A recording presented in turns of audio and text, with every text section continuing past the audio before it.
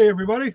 Hey, It guys. is the Joe Zone, Hey, brought to you by Bama Toy Mercs. How'd you like that? That was a great job, Rick, actually. We're stepping up in the world, getting fancy with an intro and everything. You noticed that I changed the music too, right? It's awesome. I think that's fantastic. I mean, unlike everyone else, I got it to play when you sent it to us. Yeah, well, I still don't know what the deal was with that, but I don't know. Audio players are weird. Of course, I downloaded it, so that it was in my system, and then Yeah. so we're good. Nice. So we're back with a regular episode this week, as regular as they're going to get. With 4 segments. Still no guests this week. It's a rough time of year to get stuff like that scheduled and figured out. People are still kind of coming and going. So next week we do have a guest. So as far as my segment goes, that'll be back to normal. But I'm going to do something else this week, anyways. So let's start right off with our past segment and see what Mr. John has for us this week. hi everybody. So yesterday, I went out and done a little toy hunting. Nancy and I drove over to Noonan, Georgia to Full Circle Toys, and a nice little store. If you've never been, I recommend giving it a shot. Kelly's the lady's name that runs it. She's real nice, and she actually has a massive collection of Viewmasters. I think she has every one that was every type that was made, except for, I believe she told me last time I talked to her, she said she was missing 2 of some really, really rare ones that she was trying to find. But anyway, real nice lady, great store. Every time I go, I see something new, something. I mean, she gets 6 to 7 collections coming in every day. Of course, Noonan's, I don't know, 45, 50 minutes from Atlanta. So probably gets a lot of people. Must be a lot of toy collectors in the metro Atlanta area. Because I know several shops over there that get in a lot of stuff. So, but anyway, rode over there yesterday, took a look around, picked up a couple of items. And for the guys that read my post yesterday, I didn't tell what I picked up. I was saving it for the show. So maybe we get some extra viewers tonight just to see. I don't know. We'll find out. But so anyway, I sent Rick some pictures of just some vintage stuff, things that you don't see that often, or just things that take you back down memory lane, I guess you'd say. And hopefully we'll be able to get them up, Rick. I think there's 20 of them. I think about 20. So 30 minutes. I'm gonna have to talk fast, about a minute for each one. But anyway, yeah, I wanted to thank Rick for being able to get these, and Rick definitely put forth maximum effort in this, and so to quote the immortal Deadpool, maximum effort, and just for that, I'm going to co-host. I get my co-host out here to help me out in Rick's honor, and I got Deadpool riding Swift win, so maximum effort. He's happy about that. He's happy.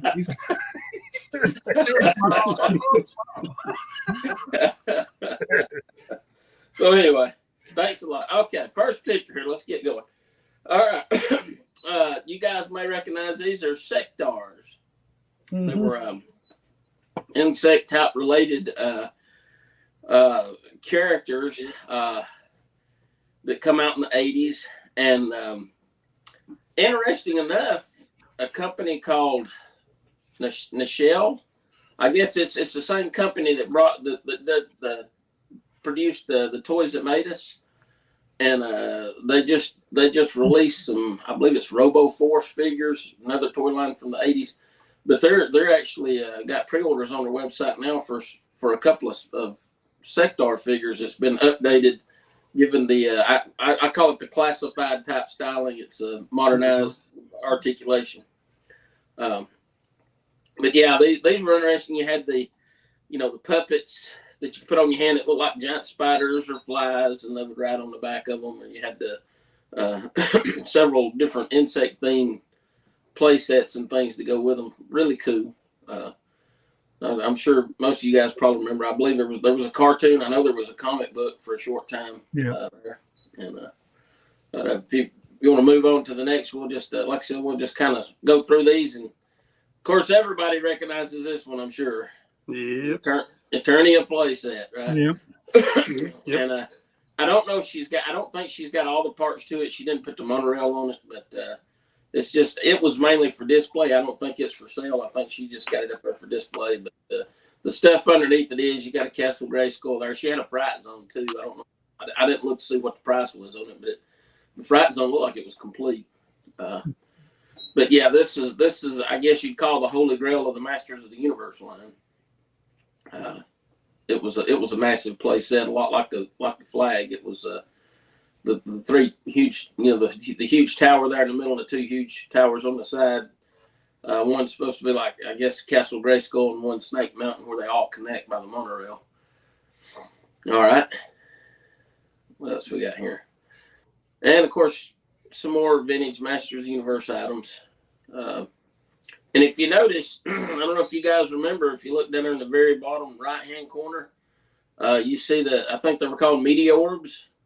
That was actually part of the Masters Universe line, and they were look like little eggs that would transform into, like, one was a gorilla, one was a lion. That come in the later years of Masters Universe, and if I recall right, the name was Meteorbs is what they were called. And you don't see those very often. I mean, they're not real expensive.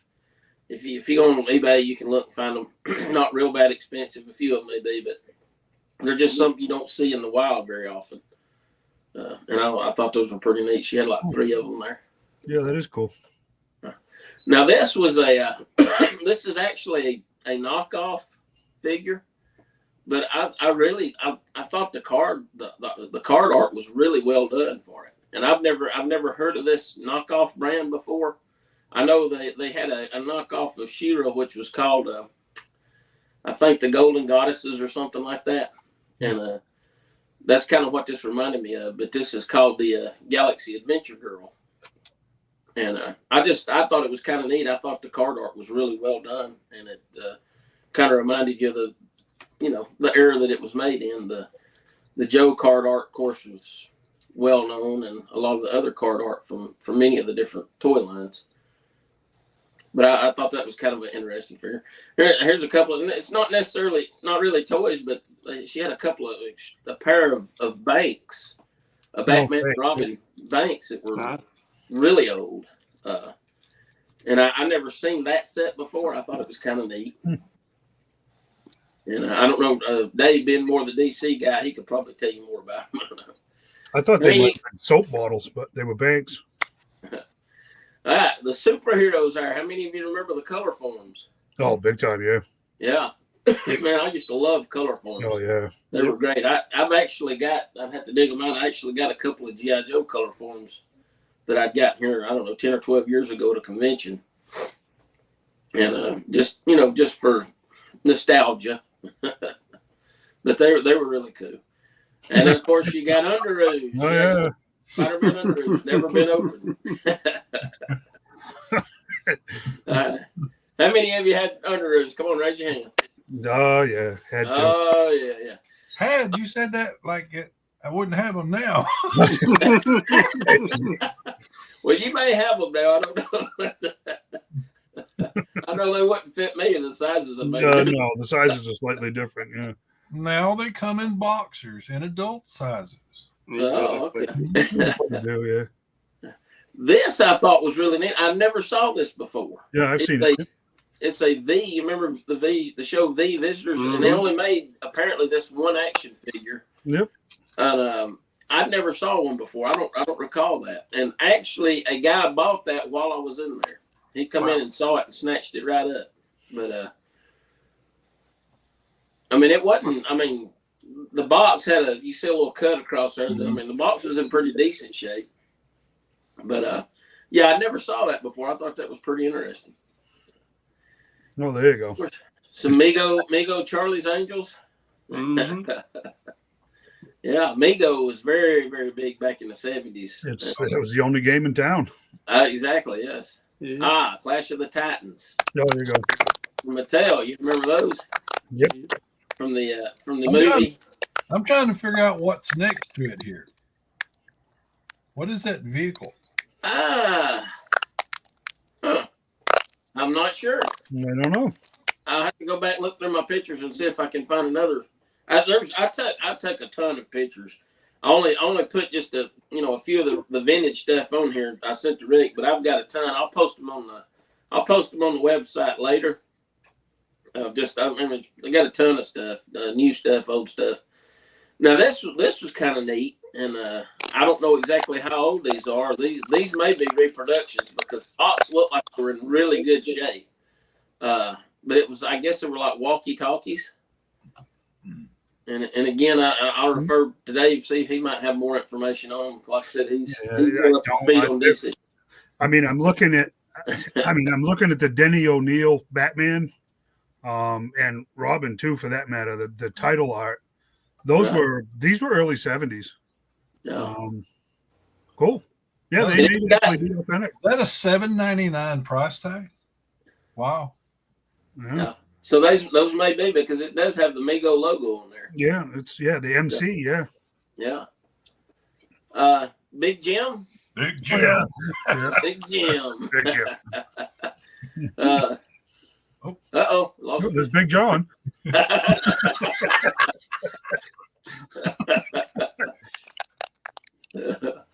I don't know what that Planet of the Apes was in the background. I was looking at the Big Jim, didn't even realize looks like some kind of old Planet of the Apes. Maybe a book or storybook or something. Activity book. Yeah. Activity book, yeah. That's kind of cool. But yeah, I had some Big Jim. One of my favorites from the 80s, Starcom. Oh, yeah. I actually bought a lot of Starcom stuff from her because that's one of the few places I've been able to actually find it. And if you'll notice there, something else I had when I was a kid, if you notice there on the left, the Daisy Duke Jeep model. Oh, yeah, AMT, yep. Yeah, I remember having that when I was a kid and putting that Jeep together. Yep. And I was going to say, you had Daisy Duke when you were a kid. Man, I grew up in the wrong part of the country, I guess. I love this cartoon right here, Exo Squad. It was cool. Squad, yeah. I think I've still got all the old figures from that.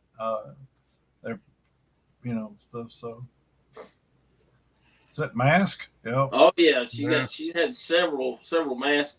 Of course, Boulder Hill, the tanker truck, Switchblade helicopter. She had a lot of masks. Every time I go in there, she's got usually one display case full of mask merchandise.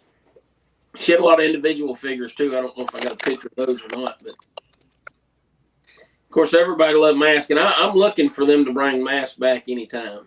I'm just waiting for somebody to pick it up and run with it, Hasbro or somebody. I can see that. I at least expect maybe 6-inch figures of the characters with the helmets with actual masks. That'd be cool. I've got these guys. The A.T.M. And she had the van to go with it. Oh yeah, there it is. Yeah. It had looks like the stickers and right there under the door had a little scruffed up a little bit, but other than that, it looked to be in real good shape. That was Galoob, right? Wasn't it Galoob that made those? Yeah, it was. It was, yeah. And I'm not sure who the guy was behind them there in the blue. It almost looks like a knockoff He-Man, but I'm not sure if it's. I don't know if you guys recognize that. Yeah, No idea. Those are probably the same. Line. Yeah. No idea. Okay. Yeah. We got some market Mindy.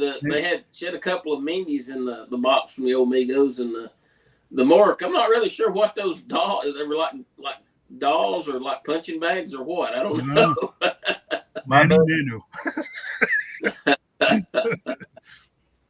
Again, some Migo stuff. But yeah, I think she actually had 3, and then of course Captain Power. How many of you guys remember Captain Power? Yeah, vaguely, but yes.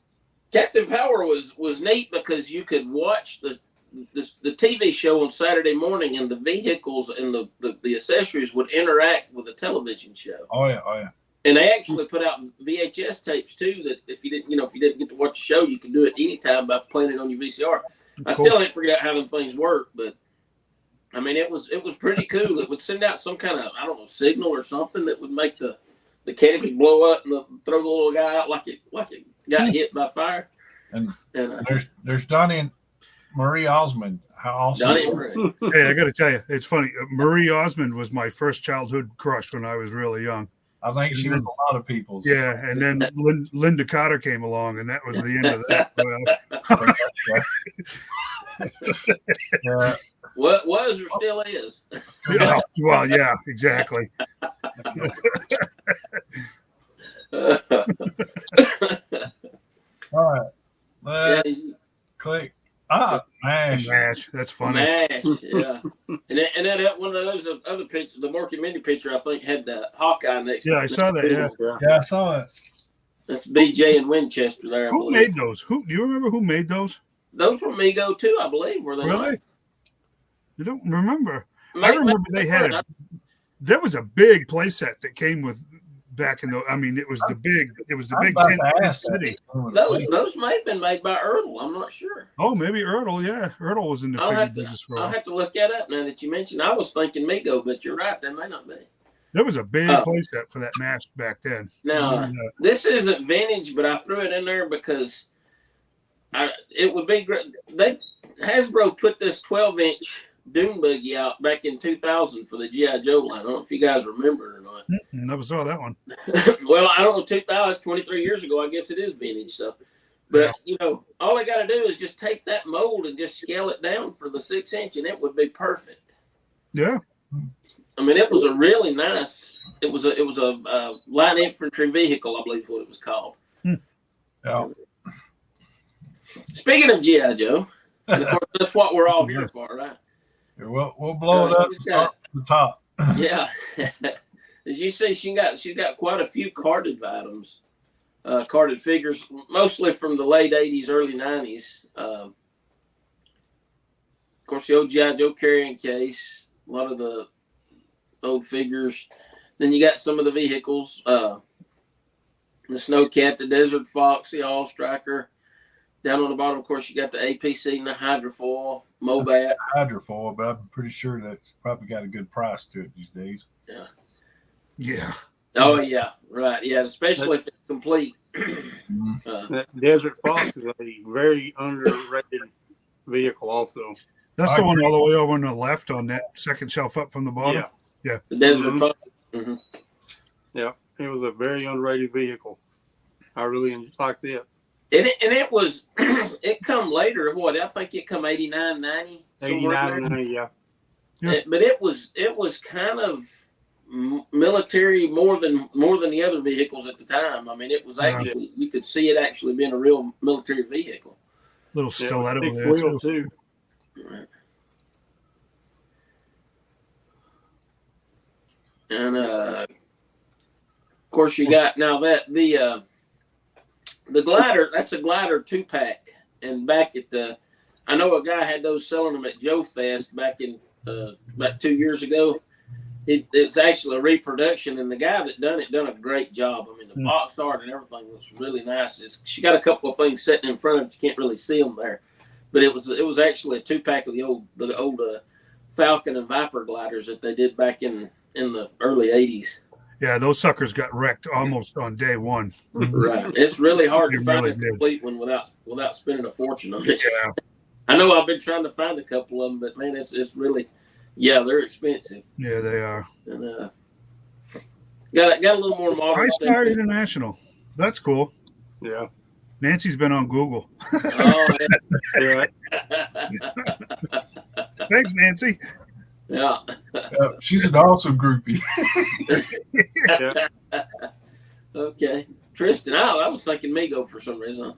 Yeah, you never know. And I didn't even realize because I was just going around taking pictures of everything, and I got to looking at the pictures after I left, and I didn't realize she had a complete stun there with the box.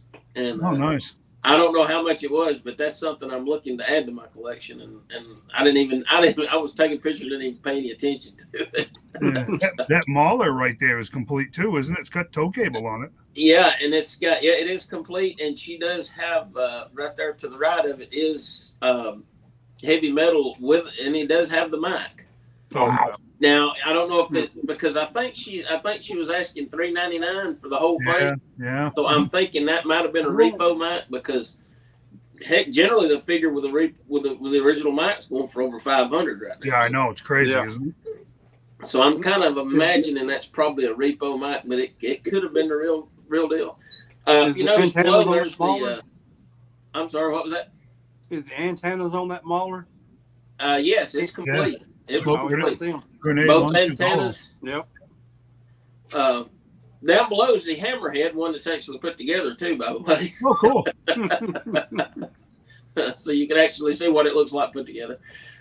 I love them. There's the Hurricanes. The Hurricanes, yeah. And that was another kind of a nice little addition to the early 90s was the Hurricane. Yep. Boy, they made some awesome stuff, didn't they? And she did. I don't think I sent a picture, but she had a G.I. Joe General in the box too. Nice. Oh. How much? A general? Yeah, the General. I think it was. I can't remember. Yeah, it's fine. I have to. I'll go back and see if I can find the picture and blow it up. I can't remember. I mean, it wasn't real bad, but it was.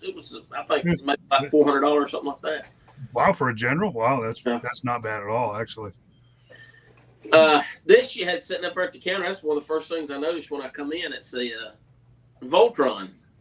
Yep, the first one, the Lions. Yep. The castle, yeah. And I don't know if it was complete or not.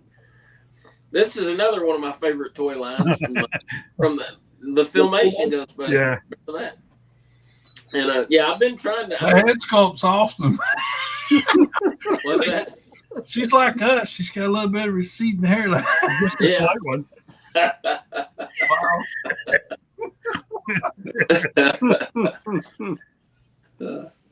Yeah, I've been looking for some of those, and I actually found Tracy the Gorilla at like a flea market thrift store type place for $3.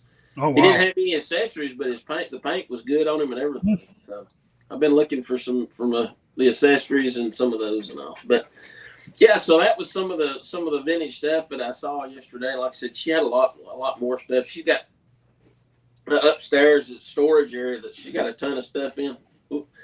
And she, like I said, she gets 6-7 collections a day. So I don't know where she puts it all, but every time I go in there, her inventory's changed a large percentage of it because I guess she has so much stuff moved through there. Right. I mean, I was in there maybe an hour, and there was 2 people come in selling stuff during that time that I was there. Of course, on Saturday, I'm sure she probably gets a lot more people coming in that day. But if you get the opportunity to go, it's about if you know where Carrollton, Georgia is, it's about a 20-25 minute drive from Carrollton.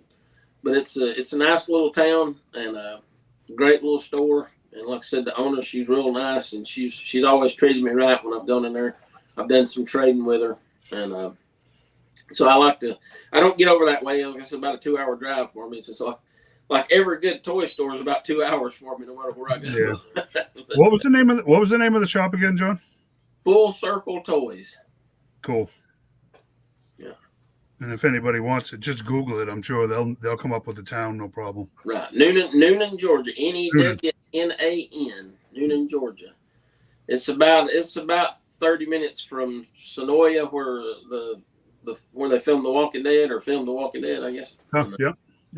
So nice. it's kind of halfway between Carrollton and Sonoya there. I think it's Sonoya is the name of that town. Very cool. Yeah. But it's a nice shop. Like I said, if you get the opportunity to go, if you're roll that way, definitely stop by. And it's definitely worth. And of course, I didn't get pictures. I couldn't because of the glare from the windows. She's got a great display in the front window of Star Wars. She's got a Death Star. It's like a giant beach ball, but it is huge. It's probably I don't know 5 foot in diameter. Wow. She's got hanging in the center, and she's got a nice Star Wars display there in the front window. But I tried taking pictures, but the glare, the way the sun was, it was glaring off the window, and you really couldn't see anything. Cool. So, but yeah, that was my adventure. So I picked up a couple of items. Of course, I'm a big, G.I. Joe #1, Masters of the Universe, probably my #2 passion. And here lately, the last couple of years, I've been looking for some of the She-Ra stuff, and I did manage to pick up a carded Starburst She-Ra. Nice. The bubbles kind of yellowed a little bit, but still, I mainly got it because she's complete and in mint condition. All right, yeah. Hanging out, and it's the She-Ra figures are not hard to find. They're just really hard to find with all the accessories, and especially with the cloth goods. So I actually, last time I was in there, probably 8 or 9 months ago, I picked up a carded Catra that's real hard to find with all her accessories. And so yeah, I was very pleased with that. So that's one of the items of the two. And cool. The other, I just kind of got reminiscent. It's funny because this past week, I was looking at some of my Kenner Batman stuff, and kind of got reminiscent of the Toy Biz. When Toy Biz picked up the movie right after the movie come out, Toy Biz actually made the first Batman figures up there. And I'd had them, but I got rid of them a long time ago. And I thought, man, I'd really like to get that Batman. And sure enough, I walked in there and she had 2 of them. So nice. Yeah. I picked, and this one, the card's in pretty rough shape. She had the other one had a nicer card. It was more flat and didn't have all the wrinkles and all on it. But it was it was $10 more. And I said, well, I mean, this thing's probably gonna come out of the pack anyway. Yeah. So because I love the belt on it. I thought that was great. You pull the belt out and it would retract and all. And so it was funny because I got on eBay and got to looking. I thought, man, these things are, I mean, they're not majorly expensive, but I mean, $40-$50. Right. And then you got to pay shipping on top of that. And I went in there and found this for like $30. And nice. And like I said, the card's been up, for another 10 for $40, I could have got one with a nicer card, but like I said, I'm probably gonna open it anyway. So right. I left the nicer one for the inbox collector or whatever, for the next go around. But so yeah, that was my 2 pickups from there. And next on my list is I only got the figures because, like I said, I was 89. I was in high school and wasn't really much into toys, but I picked the figures up. I thought they were kind of cool, and I hated I never picked up the Batmobile. It was a good one. And so that's on my bucket list now. I'd really like to get that Batmobile that come out with that set. Yeah, it was a good one. Yeah. So those are my pickups from Saturday, and nice. I'm happy with them. I mean, absolutely. Hey, anytime you find good vintage toys, you get it's like when I walk in that store and look at that stuff, it's I almost feel like I did when I was a kid looking at it for the first time. Walking in there and seeing all the different things, and I really, that V figure was really, I mean, it crossed my mind. I thought, well, that is something different, and it would be cool. But like I said, I didn't have to think very long because the guy come in and he saw it and snatched it right up. But that was a cool show too. I remember going to school the day after that episode aired when you finally found out they were lizards when the guy eats the rat. I mean, there was 9 million kids in school, and that's all that got talked about that day. Was that episode of V where it was actually the girl swallowed the rat. I can't remember her name, the black-haired woman. But that was awesome. And it's funny when most people hear Robert Englund, they think Freddy Krueger. But every time I ever heard Robert Englund, I always thought V. Yep. I always remembered him. He was the one that kind of switched sides and became like a good guy, Yeah, he was a real nerdy character too. Yeah. Right. Yeah. But it's a great show. I think they rebooted it back in the 2000s. They did, but they left the final episode as a cliffhanger and never made any more episodes. Oh, I hate it when they do that. Oh, it was bad. I still remember it. I'm glad I didn't watch it now because that would have just made me mad. what is it, Morena Baccara? She played Leslie Thompson on that Gotham show they did a few years ago. She was the main baddie alien in that reboot. But yeah, they ended that one with a cliffhanger and never made any more episodes. It was a real bummer. I remember being excited when I saw that they were rebooting it, and then it just ended, and I was like, "Oh man, what in a crap!" Oh, it was bad. That one was bad. That one was really bad because I think that show actually had a following, but they just dumped us. And that was actually ABC. I think it was about the same time that Disney bought them. And I think it's one of those ones that got dumped into transition. Yeah. So nice work, John. That was actually awesome. I've got to get over there. Maybe sometime I'll swing by your place and we'll go over together and go broke. We get an early enough start, we can hit Full Circle and then take the interstate up to Woodstock, up to Second Chance Toys. That's another really great store too. Yeah, make a day. The guy, he's from Florida. He was actually had a store in Jacksonville, and his son went to college and all up around Atlanta. And he told him he said, "Dad, I want to open a toy store up here." So he packed everything up, moved up here, and helped his son open the store, and that's what they do for a living. Nice. And he's doing really well there too. He's got good clientele. Like I said, Atlanta must be a very popular place for toys because he gets in a lot of. I mean, he's actually expanded his store. He's got the shop next to it now and expanded into it a little bit and got a little bigger store now too. So very cool. They're too, and he's I've sold some Legos and stuff to him and done some. Actually, I have to have it on one of the shows, but I got because one of the things on my bucket list I got from his store. Traded him those Legos and got the Knight Rider car with Michael Knight, the action figure with it. Cool. And it had the box. Wow. I was just mainly looking for the car and the figure because I had one when I was a kid, and it actually had the box with it too. And I thought, oh man, and he done me a real good deal on it. Nice, really good. So both those. His name's eluding me right now. I can't think of his name. But him and Kelly at Full Circles, they've done me right. I've been real pleased with dealing with them. So, and definitely two great stores to check out. Very nice, great job. Actually, that was actually great. Thank you, Rick, now that we can add photos to this stuff. I bet it gets more interesting as we go along. Yeah. What do you think, Shane? What do you got this week? Rick's got a video. We do. Kind of a little funny thing, but we'll go ahead and start with that, Rick. Here I am at the first Target for the day. It's kind of Getting ready to go in and look breaking for down some a little bit of my toys. See toy what we collection. can find.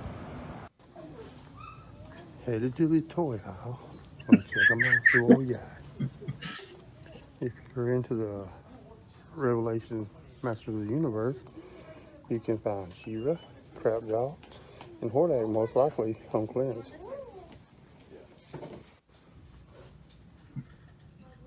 Here you see your Snake Eyes and Timber, the new one, the Reeboks with the white timber. Plenty of bazookas.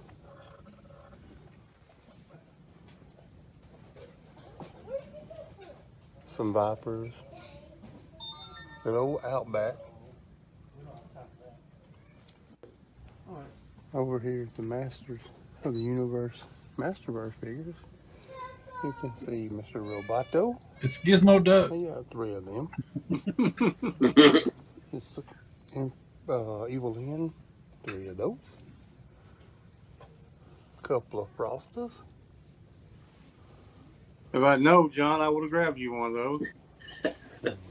Oh, too bad. They got 3 of them.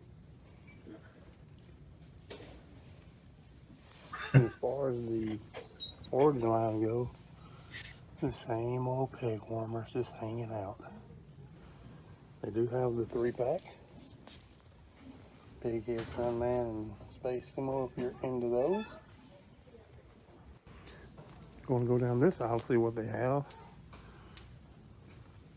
Hey kid, get your hands off that. That's my toy. We gotta go. Hurry, hurry. I can still outrun a little kid, that's for sure.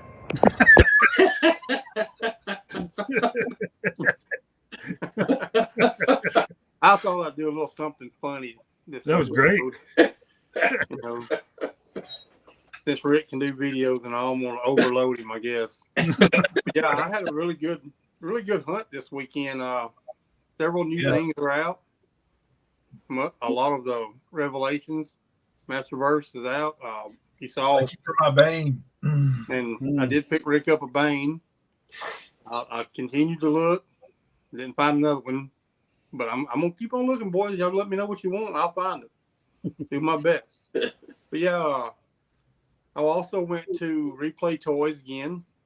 And they're a really good store also. They're loaded with some vintage, some new stuff.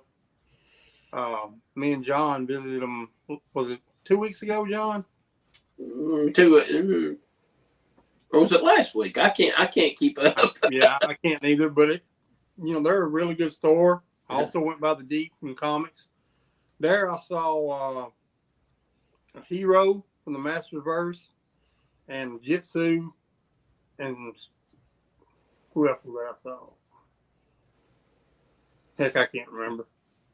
But anyway, I picked them up there, and I tell you, the Deep has got a lot of stuff too. Comics. If you're into comics, go by, check them out. A lot of toys. Yeah, Some things you're looking for, check them out, man, and see, because they're loaded. But yeah, Tiger Force Dukes is out. You saw the bazookas. There was some Marvel Legends stuff, not a whole lot. I was looking for Rick a Red Skull. Didn't find one of those, but they're supposed to be coming out. Some WWE figures. Nothing. I'm not much into that, but I know some of the guys in the group are. I did see an Ultimate Warrior Ultimate Series and Brock Lesnar. So, I mean, there's a lot of things coming out right now. And I've also seen and heard reports of the retro card Gung Ho and Destro hitting Walmarts now.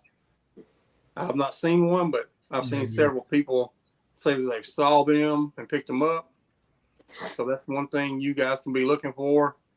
Another store I went to, if you're into Legos, is Brick and Minifigs. That place is amazing if you're into Legos. If you like Legos, that's the place to be. Just a few places like that I went this weekend. Total Nostalgia, which they're always great.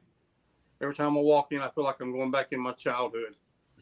They're amazing. And I encourage y'all, a lot of these local comic book stores and stuff, they may be a few dollars higher than you buy retail, but they're not retail. They're not a retail store. They're mostly mom and pop stores. Yeah. I encourage you to support those guys.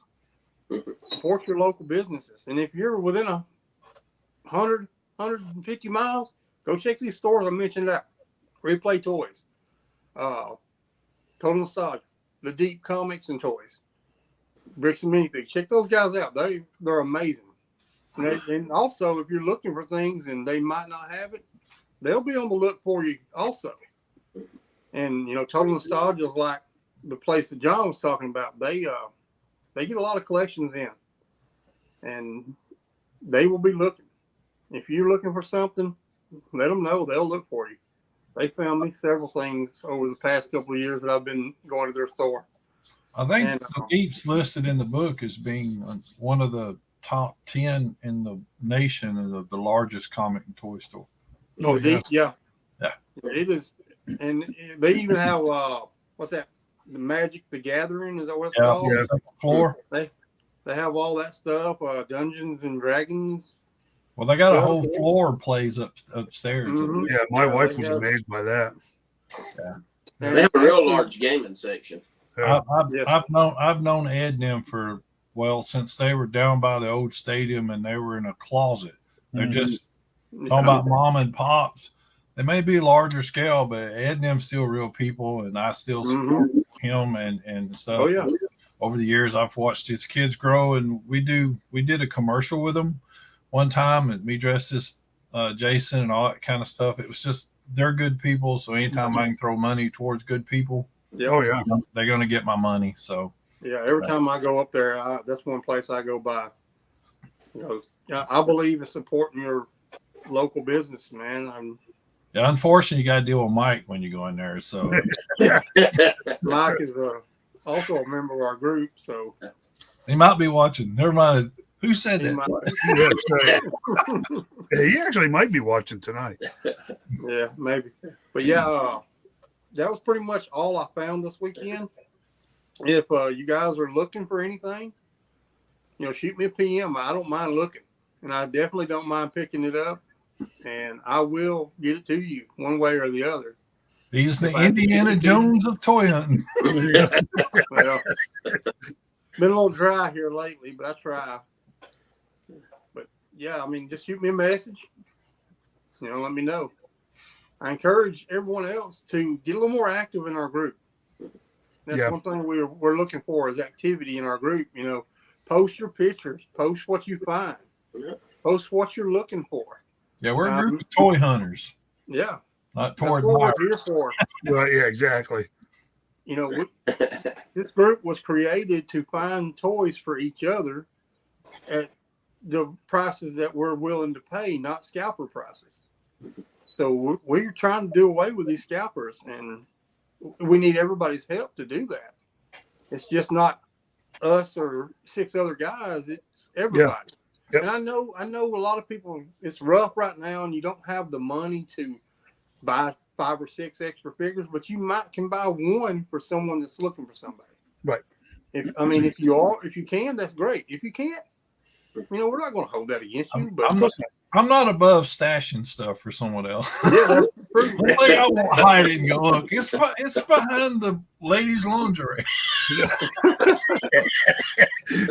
And he always stashes stuff behind the Mario toys because nobody buys that stuff. Nobody does.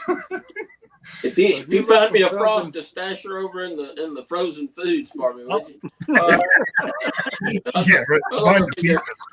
That'd be kind of cool. I'd do a video. Yeah, we'll put her over here by behind the eggs. Can't nobody afford to buy them anyway. Really? Yeah, but that was pretty much it for the weekend. I didn't really go anywhere today. Worked around the house a little today, but other than that, it's a pretty good day hunting for me because I picked up several figures for myself and for others in the group. And I did get a Tiger Force Duke, and he was in the box. Yeah. Make sure before I left, even though I did have to knock 2 kids down to get to it, but it was worth it. They're rubbery. Yeah, they heal very quickly now. Oh, they do. Yeah, they're like rubber. They're fine. No, but no children were harmed in the making of that video. Just That's right. knows. That's right. Maybe a mom or dad was, but that was funny. Yeah. Some guy in a red shirt. What was you should have had a little kid there dressed up like the kid in Temple of Doom. That actually would have been funny. Yeah. What was this? Short Stack? Is that what that kid's name was? Short round. Short round. Yeah, that would have been funny if you had a little short round with you. Shane, Dr. Shane, I found That would have been hilarious. It was hard enough for a kid just to hold it. Shane, yeah, man, Shane's coming out of his shell here. That was awesome, actually. Good job. Yeah, I'm trying to get a little better at this. I'm a little nervous every once in a while, but I've never been much on being in front of people, even though I work with the public every day, building houses and whatnot. So. Yeah, it's different though. This is, look, it's only all 7 continents that's watching us right now. Yeah, that's all. And that one guy Juan there in Guadalupe, he tunes in. It's no big deal. They're all friends. That was actually great. That was actually a good job. You were talking about the deep. You didn't mention the convenience part too, because now they actually have a storage building right next door, so you can buy your collectibles and just take them right next door. Oh well, yeah. They tried to cover the deep up with that thing, didn't they? Yeah. Well, there's a funny story. There's a funny story behind that because they used to be up by the road in the old building, and when they moved back to that 2-story building, that landlord got so mad. He tore that old building down and built that huge one to try to block people. From Oh, no kidding. Oh yeah, Really? Man, that's crazy. it's a real childish. I mean, so Wow. if you knew Ed and them from, you're like, why would anybody get mad at Ed? You know, it's like, you know, they're good. You know, he made a business decision, but yeah, that guy got, you know, because Ed had been there a lot of years and great times there, but it was just growing too much. They needed that space, and even that, especially that second floor for the gamers, because that's huge. You know, so and there's always a lot of people in there gaming. Always. Oh yeah. So if you're into that, head on up there and play with them guys, man. They have. I remember the other figure I picked up. It was a Zodak. Oh, Zodak, cool. That is an amazing figure. Looks good, yeah. It looks really, really good compared to some in the past. So, and I got this at the Deep. Cool. And they also had a Hero there and Jitsu, and they had tons of them. So if you're looking for this, hit them up.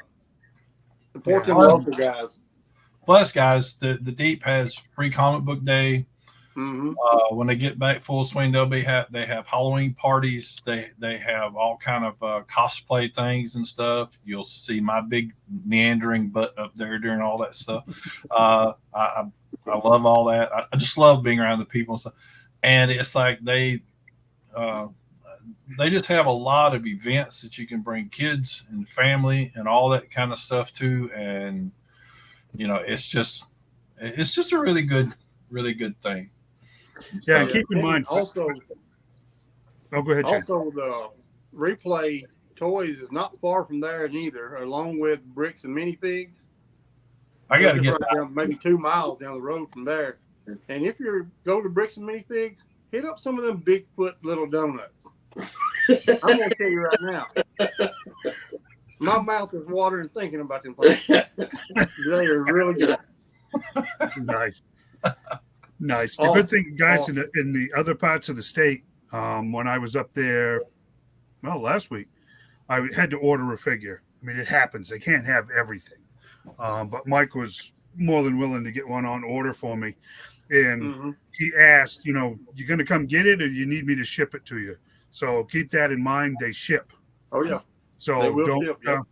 We've got guys down in Mobile area and like that, south of Montgomery area. If you're thinking it's just too much, or even here in Birmingham area, they'll ship. And there's a good chance if it's modern, recent retail, if they can't get it, if they don't have it, they might be able to get it for you. So, yeah, you give them guys a shout out because it's a cool shop. I mean, like I said, my wife was amazed by the upstairs. Very, very awesome shop.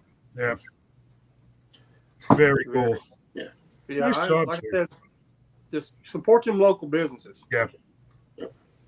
Yep. Yeah, they're the ones that are paying for your schools and stuff. Oh, yeah.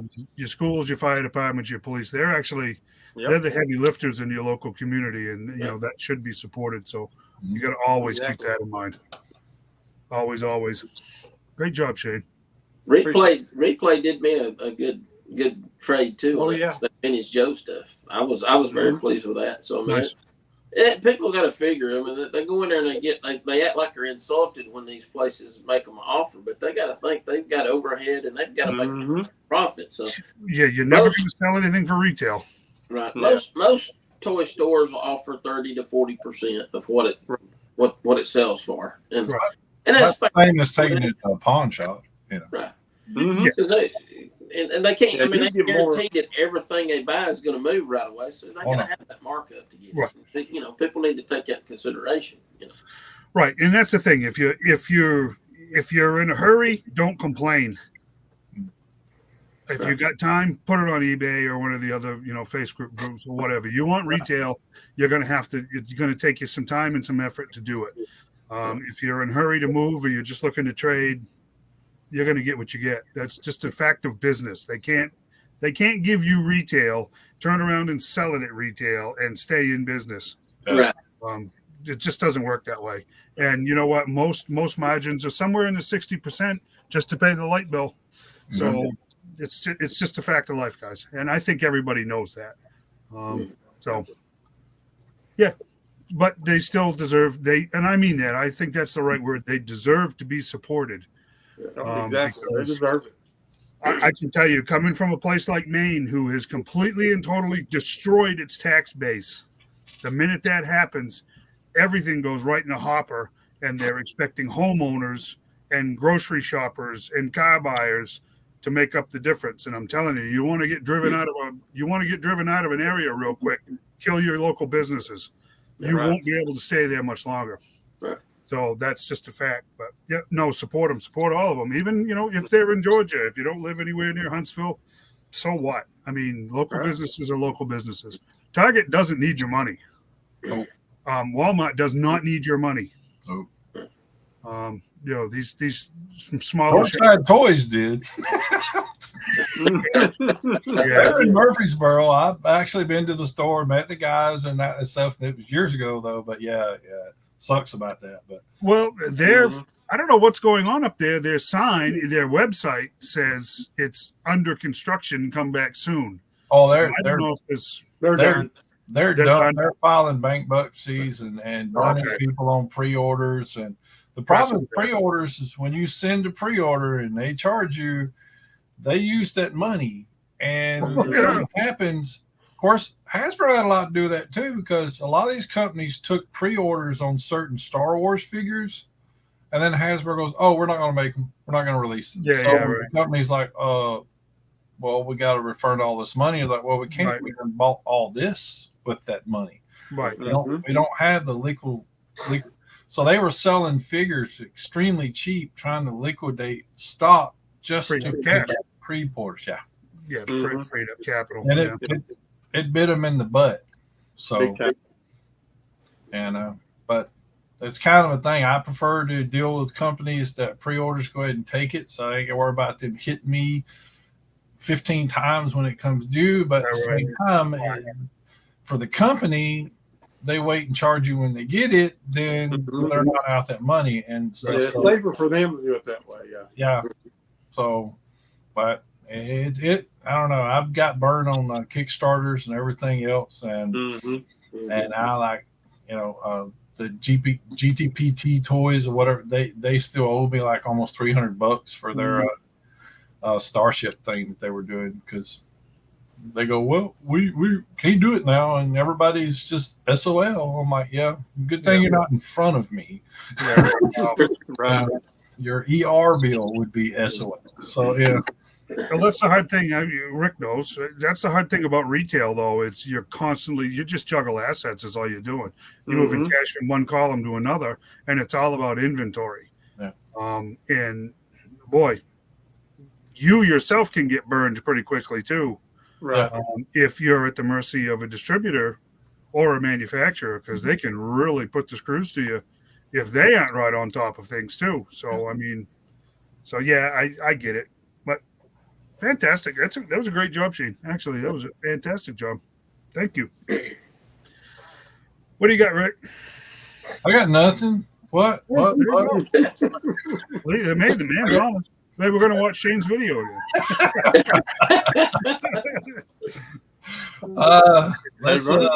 Running from that little kid was rough. I'm not even good at shape as I used to be. Let me get my section here. Let's talk about some G.I. Joes, shall we? How everybody is looking for this on the show.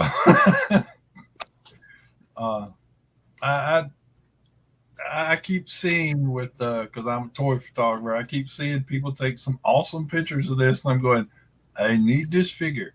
I wouldn't sell my grandkid for enough of these figures. And it's like nobody has them, and Big Bad Toy Store is like restocking soon and all that kind of stuff. And I'm like, oh. So I'm in dire need of that and stuff. And I guess we're waiting on this. This is the go away, Dave. Evil one. Mama said you are the devil. I don't know what you mean. I have no idea what you're talking about.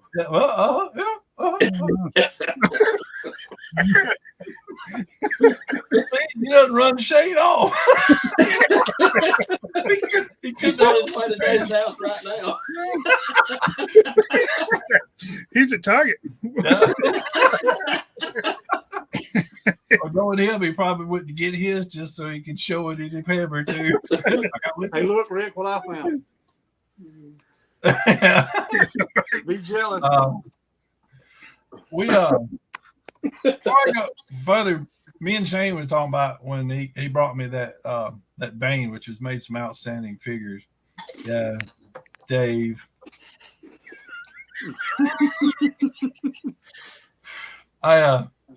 About how we Shane finds toys and people are like, "Hey, I want that," and then he's got his own money on hold for people that never buy from stuff. That gets really, really frustrating for a hunter, an active hunter like Shane is, and stuff. So it's like, if you and then they get mad if a couple of weeks later when he sells them to someone else, and like, well, I'll go to them. I'm like, So we had talked about in the group that if we did that, we probably should set a rule of like 3-day turnaround or something like that. That if you don't buy in 3 days, so worst case scenario, you take it back to Target, get your money back and stuff. Right. When the next time you do a run, but it's like, yeah, we can't have people. Or if you're like me, you throw the stupid receipt away and can't do that. Yeah, don't do that no more. Yeah. And if they trust you, they can go ahead and pay you the money, and then you just kind of not out the money until they get up with them or something. Oh, me and Shane's done that countless times between us. So if anybody deals with him, I'm telling you, he's. Oh yeah. Just that's his word you can take to the bank. So, anyways, honesty number one, man. Let's talk about number 2 here. That's this Crimson Guard here. The carded one, which I think looks more comic book accurate. Cartoon accurate, wasn't it? Well, I think they were black faced, weren't they? And I remember which way it was. Yeah, and in the comics, they were more the silver to the whitish kind of blue sometimes. And but I know from what I've seen that these are a little bit brighter, a little bit more red than crimson. So someone would be like that. And now we're talking like the retro card one better. Like red. Well, I'm gonna get one I've pre-ordered, and I'm gonna put it with my other regular ones when Dave quits buying them all. And so he'll be like the sergeant, kind of stuff. Right. Of my fire team and stuff. Now we're going back to an old thing of this coming. I think these are coming out around June of this year. Everything we got the shipwreck and the torpedo, and the copperhead, and there's that rock and roll, and that the we call the real bazooka, right, and stuff. So I think those are going to be. I see a lot of what I guess some of the customizers call fodder bodies and stuff that can be converted to a whole lot of stuff and become a whole lot of characters. So a lot of people should like that. And then we got the retro carded Snake Eyes, which is my favorite version of Snake Eyes, the Commando one, and I think they killed it here. The grenades are nice. So everything, he's going to be just right where he should be. He even comes with his purse. It's important. Purse. The man purse. Personalizing is important. The Mercs. Yeah. So, well, but they're Walmart exclusives. So first, you'll have to get rid of the Baronesses and Lady J's that are taking all this space because they're just crazy. And that I'm looking forward to. It's come with a hiss. I wish they would have done the Mickey Mouse Cobra. That's what I don't like about it because I think all of us here ordered that hiss. Did we not? No, I did. No. Dave, what's wrong with you? Spent all your money on Crimson Guards, didn't you? Exactly right. Yeah. No, I mean, I'd be honest with you. We were going to, but I mean, to be blunt, I think I'm not alone. $300 sitting in limbo for 16, 18 months we just couldn't do it. I'm not a fan of that. Yeah, it's too long. I'm glad the guys are getting their Sky Strikers now too, but it's just too much for us. I mean, well, not everybody's getting them. I've seen some memes of people going, Hasbro, send me this, especially the one with Chris Farley from Saturday Night Live where he's yelling at the people. It's like, Hasbro, for love of God, send me my Sky Striker. So, this internet is always going to be a meme. I think this is about true to form. There's not a whole lot of updating to it. I think it looks like the one we got. Yep. And next year is going to be really good about stuff. It's kind of an artist that had redone what they thought the characters should look like rock and roll, solid color, all that kind of stuff. And not a whole lot of changes except for with like a Shipwreck. You notice it's a rope and stuff instead of right. That's what we should have got already, but they did what they did. Now they get to sell it twice because everybody's going to want that. That's about almost as close to the 3 3/4 OG Storm Chat as you're going to get. Yep. Unless you go to articulated icons with a little customizing and then the extra set of arms, you look like you think someone just put a growing ray on the old OG figure. Yep. And there's Zartan. Both of those. Yeah, I think amazing. I think he's just based upon the that one that come in the deluxe thing. Except I don't think he's got the color change and stuff. I don't think so. But I like the change in the color and stuff. It's a bit more closer to the old toy. So definitely got to have that one to go. There's that rock and roll. I know we're getting some mixed reviews and stuff. Yeah. I just dig it, man. I just dig it. Yeah, I like it too. I think it's clean. I think it's right along the time. Hang 10. Yeah. Those surfer things, stuff. Gun belt, the M60. It's just that's rock and roll. They gave him a pig. He's got an M60. They didn't give him a saw. It's awesome. Yeah, I like they stuck with that. I hope the tripod, the bipod sits out and stuff. That'd be kind of cool to be able to do that. So I know a lot of people think about the ink and stuff, but that's quintessential of a whole lot of veterans and stuff coming out now. They get ink and all that kind of stuff. So, and since he's an older guy, he would be kind of a veteran part in that stuff and stuff. So, and you got Hector Delgado here.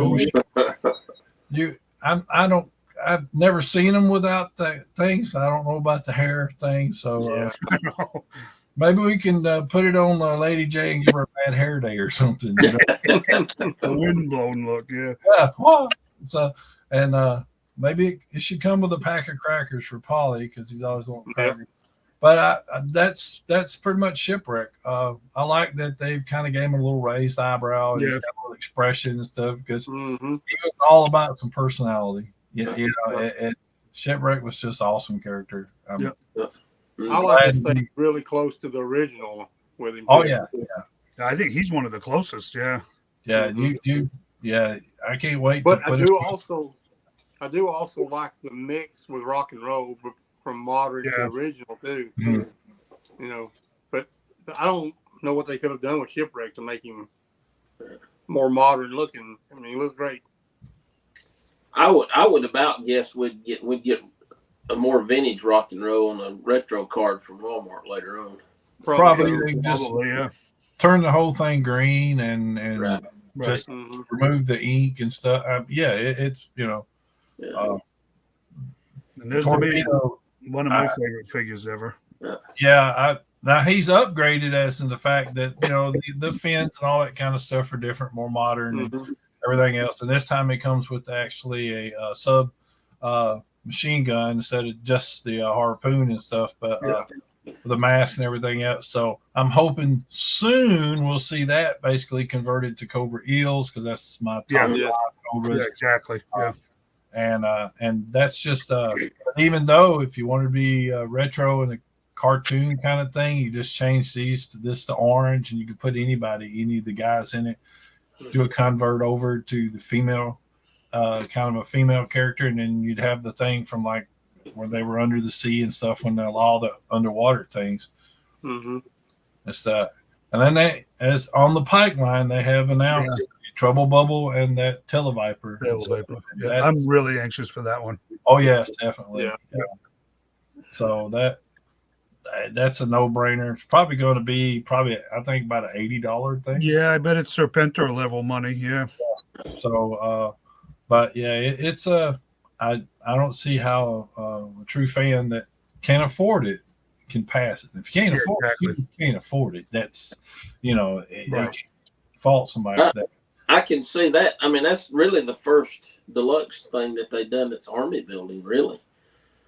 Yes. Mm-hmm. True. Yeah. So, I mean, I can see, because I see these guys that's got like 100 bats and 100 Cobra Vipers and all. I could see them having 50 of them Trouble Bubbles. Yeah, oh yeah. This is another one I'm looking forward to coming up. I've seen that some people's already getting her and all that kind of stuff, but the cover girl, I think they did a really, really good job. And since I got this picture up, I've just got to say, I hate this artwork.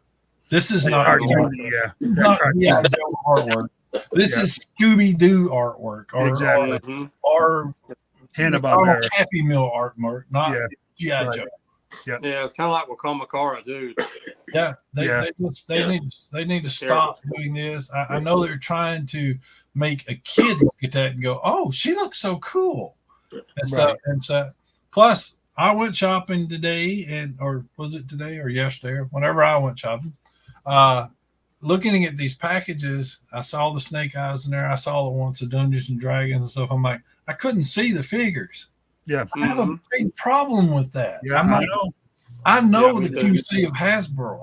I've been buying these things for a minute, and I'm like, what if the eyes are on the side of the head? Yeah, exactly. I'm like, so, and then what if it don't have the articulation that I want or something like that? Because, I do buy, even though I just paid a good bit for that Bane figure, not really what I collect, even though it's kind of but he made good pictures. And if y'all are lucky, I might show some on here.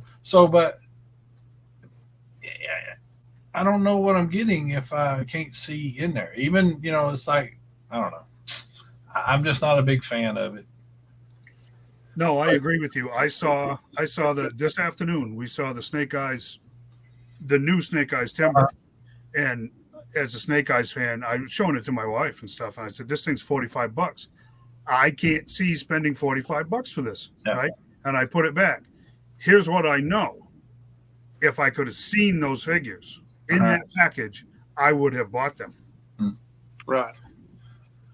Yeah, Hasbro's going to end up hurting Hasbro in the long run, I do believe. I believe so, yes.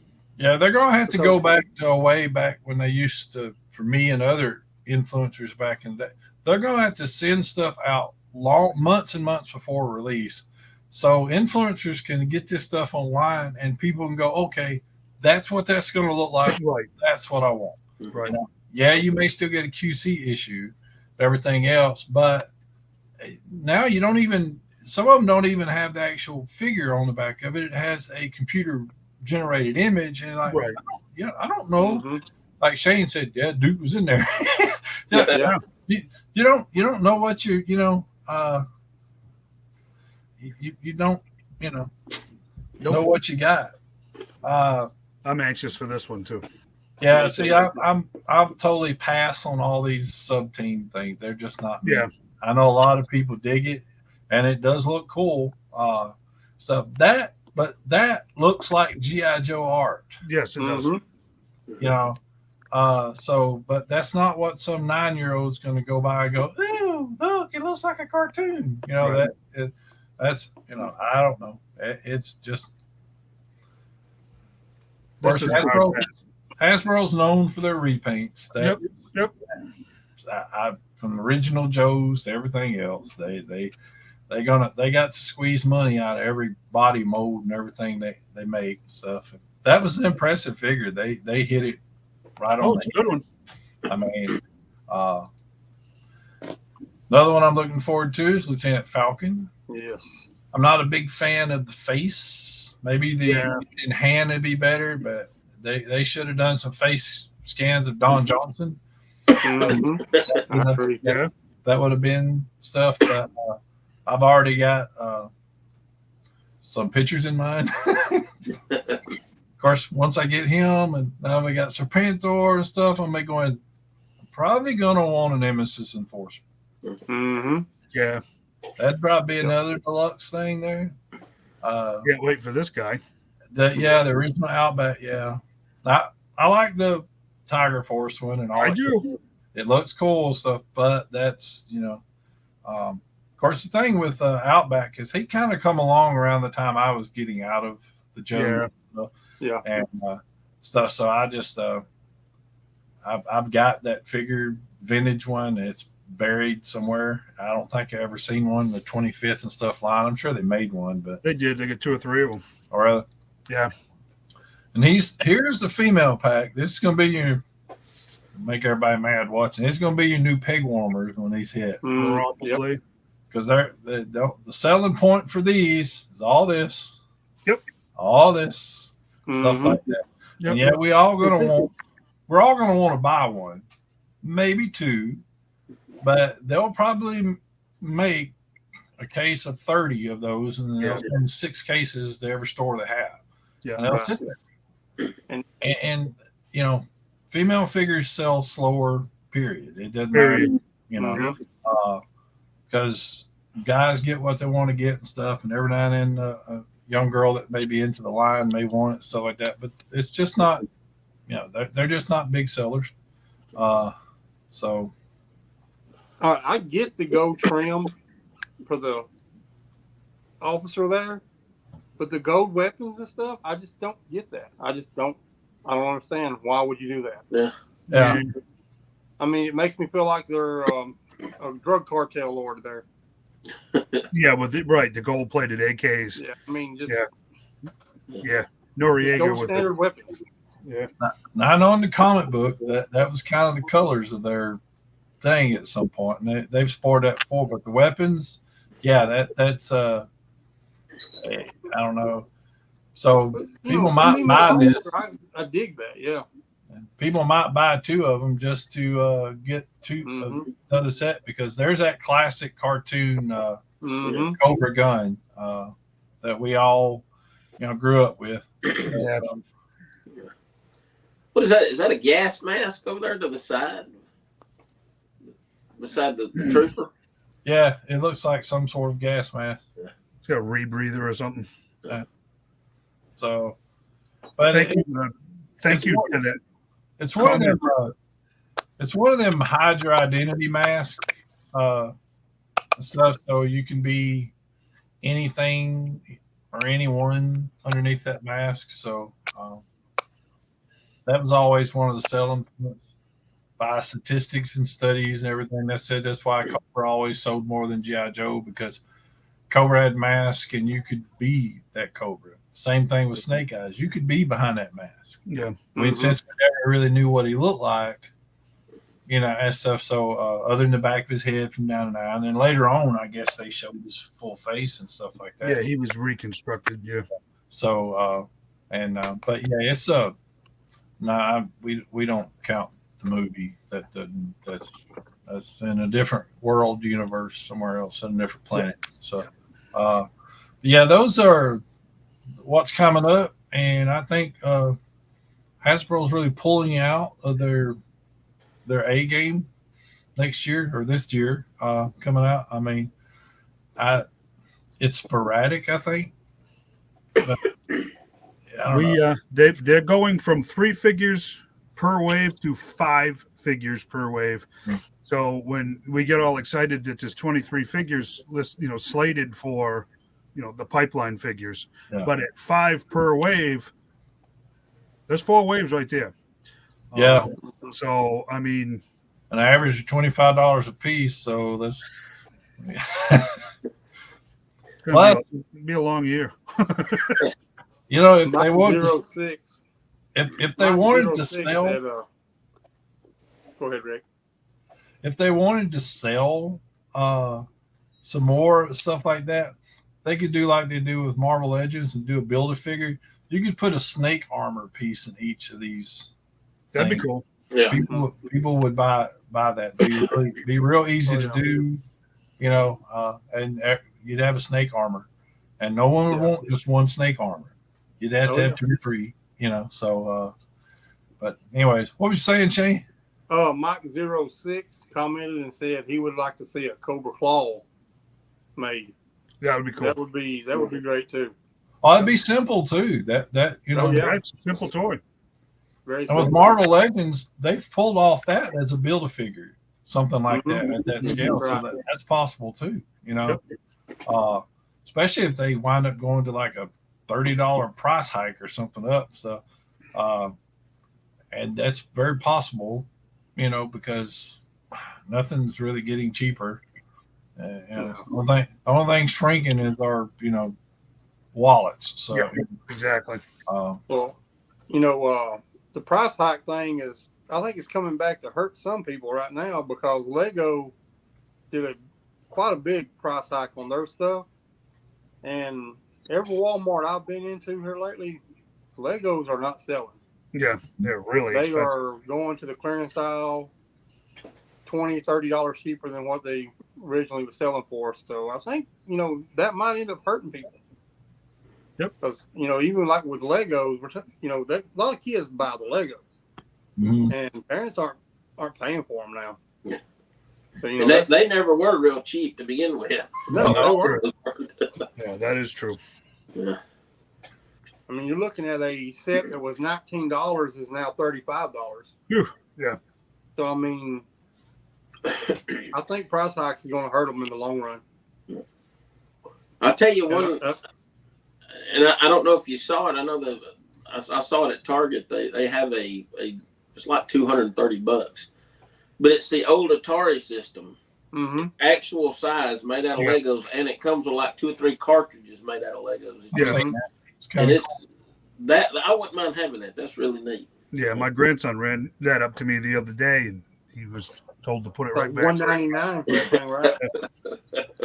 It is. I mean, it's cool, but it ain't that cool. Yeah. Yeah, with price point $200. Yeah. Yep, for sure.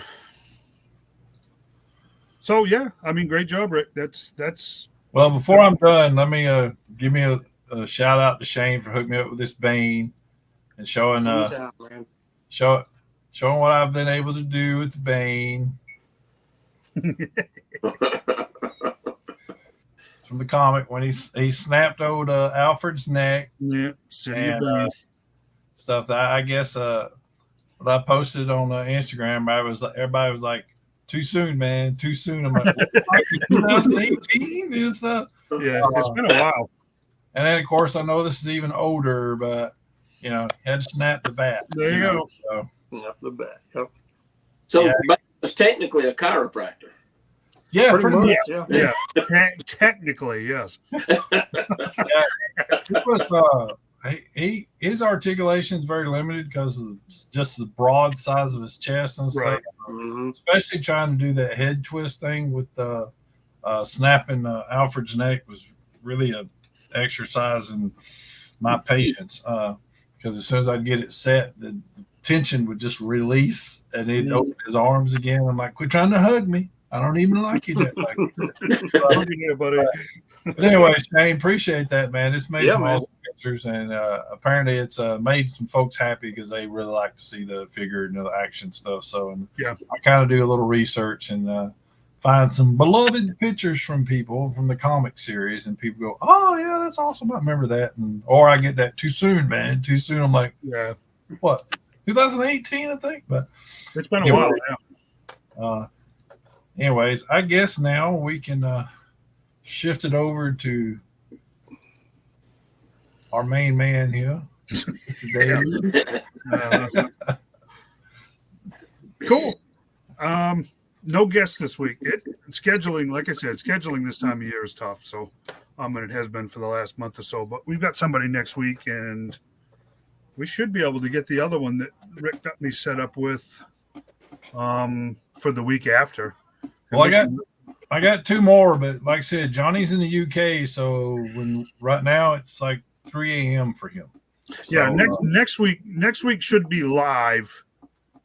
The next two after that, I'm going to bet are recorded, but that's okay. Whatever works. Well, Johnny wants to do it live.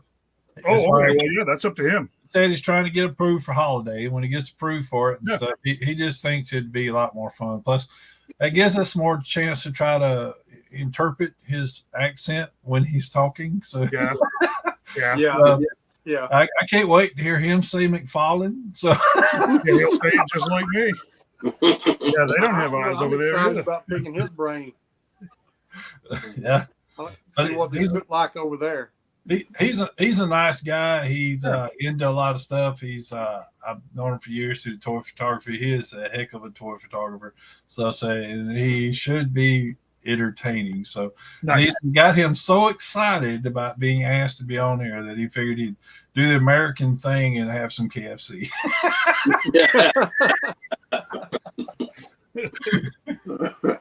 I'll shut up now. Go ahead. That's American. I just wanted to I'm going to show you what I've been up to real quick and then kind of draw a comparison to what we're doing here as a whole with the group. I posted pictures of the work on the Defiant the other day, getting ready to repair these lift arms, and the actual crawler has some damage on the underside of it. It's from the springs, and it's from that crank handle. They're always broken. And I told you probably the next day I'd be ready to put that at least a crawler back together, and missing one. Oh wow. I'm not sure if I even ever had it, but I got another one. I did get another one. So in the meantime, I was able to finish this. Awesome. Which I got the canopy for a credit that I had on PayPal, which was awesome. These are not repros. These are real. Nice. I still got to get the brass colored boosters, but those are really easy to come with. The inner shuttle, no big deal. This cover right here in black was a bear for that front landing gear because they broke and got lost. And so for the most part, believe it or not, this Crusader is finished, which is actually very cool. The last piece, the very last piece that I needed for my Defiant was this in white. And the guy that had the canopy to that, the black canopy for the Crusader just happened to have one. And he said, I'll throw it in the box for you, which was awesome because those are busted almost always. These are not repros. These are original wings. I made out really well. With this is the one with the mechanism, not the snap-on cover like the Crusader has. But the trick was this top shell, one of the hinges was busted. The other top I have is not for this armature. So you know what? I fixed it. I fixed the hinge with some white styrene plastic, and you can't see it. Would I disclose to somebody that it had been repaired? Yes. But I wanted to show you one other thing, and then I'll start drawing my analogies. Forgive me, I'm juggling around a lot. We had a conversation just briefly in one of the posts the other day. And one of the members talked about getting burned by somebody, and he made the point that person had messed it up for everybody else. Mm-hmm. And I responded to that the truth is he actually only messed it up for him. Right. Because the rest of the world goes on, right? You got burned and you are now a member of the club, right? Because I guarantee you the 4 of these faces right here have been burned. And yet here we are. Okay. Touching on what Rick just talked about, these sublines in the classified, I'm not going there either. I'm not doing the Python Patrol. I'm not doing the Tiger Force. But a friend of mine here in the area, he's also in the group. He had posted a while back, has anybody seen any of the Tiger Force stuff? Shane was posting pretty frequently about what BrickSeek and what PopFinder had for inventory at targets. I shot out Tuesday and Wednesday, and I managed to get him a Recondo, and I got him the bazooka, and I got him the Ram cycle, Duke and the Ram. And some of you might say that that's a little risky, right? That's a lot of money. Yeah, I suppose it is. I mean, by the time you get done messing around, you're $100, give or take, right? Mm-hmm. I just wanted to show you something, and some of you will appreciate this for what it is, and some of you probably won't. I met up with him this morning to give him his figures, and he hands me this. What's in here? Some of you might start to recognize some of these pieces. HQ. There's an HQ in here that needs to be restored. Right? Now, I will tell you the truth. Excuse me. Break it. That HQ, that HQ ain't perfect. It's dirty and it's missing some pieces. It needs to be cleaned. It needs to be restored. But that right there means more to me than the time or the money that I spent in the past week picking up some classified figures. All right. Right. That's my pace, my physicality. I don't move around real good anymore. Lots of things I don't do anymore. So sitting around putzing with an old toy and checking on eBay for parts, or, doing the peroxide trick like I was showing you guys with the Defiant parts and like that. That means the world to me. So was it an even trade? No. If you want my honest opinion, I kind of took advantage of him. How's that? Mm-hmm. The fact of the matter is, guys, I've been thinking about this a lot, and I know there's probably, we joke, but we got a limited number of people that are listening to this, but it's like Rick said earlier this morning, I'd rather have 5 lions than 100 sheep. Yep. We're trying to actually build a community here. Look, there's 9,000,001 groups on Facebook. Every one of us is in another one, right? God knows how many videos, or little shows like this there are on Facebook. I will tell you what, though, I don't think there's any of them that are actually trying to build a real community and trying to do something. You know what I mean? We're not just accumulating toys or more for me, screw you. Excuse my French, but that's kind of what some groups are about, to be perfectly honest with you. This stupid little spring just kind of reminded me of people. This gigantic playset. How about that? That one right there. Can't do jack with it without one of these little springs, right? Don't amount to much. It's a spring, right? But half of what that thing does doesn't do it anymore, right? I'm hoping that we can get to a point where we start to see the value in each other more than we necessarily see the value in the cash that we have in our pocket or what we might put on a debit card or a credit card to help somebody else out. If that makes any sense to you. We're trying to build a real community. Alabama's a big state. I get it. 2 of you guys are relatively close to each other. I'm an hour and a half away from you. I'm at least an hour, if not an hour and a half away from John. And we've got guys that are even further. That really shouldn't matter. This technology shortens those distances up quite a bit. Mm-hmm. We got real opportunities to take a bit of a gamble, because you know what? Let's face it. When I ordered this off the guy that I never even met off eBay, that was a gamble too. Mm-hmm. Right? I got my spring.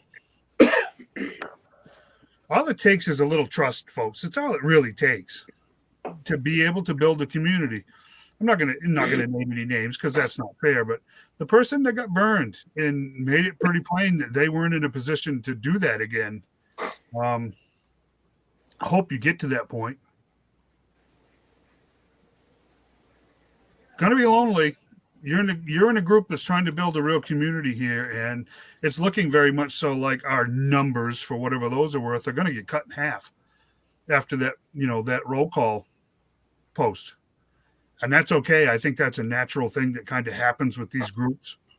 So don't freak out. Don't give up on us when you look, tomorrow morning, tomorrow afternoon, Tuesday, whenever it actually happens. Don't freak out to see that the numbers dropped, as in that's some grand sign that nobody cares or nobody's interested in this anymore. That's not at all what that means. That's just cleaning house. Every site's going to have to do it. Every page has to do it, so that we can start getting down to who's serious about this. I was actually very, very pleased with the number of people that responded to that roll call, because privately somebody amongst ourselves had said, you watch, we'll get like 10 responses. Well, half the group responded. I think that's exceptional for most groups of any size.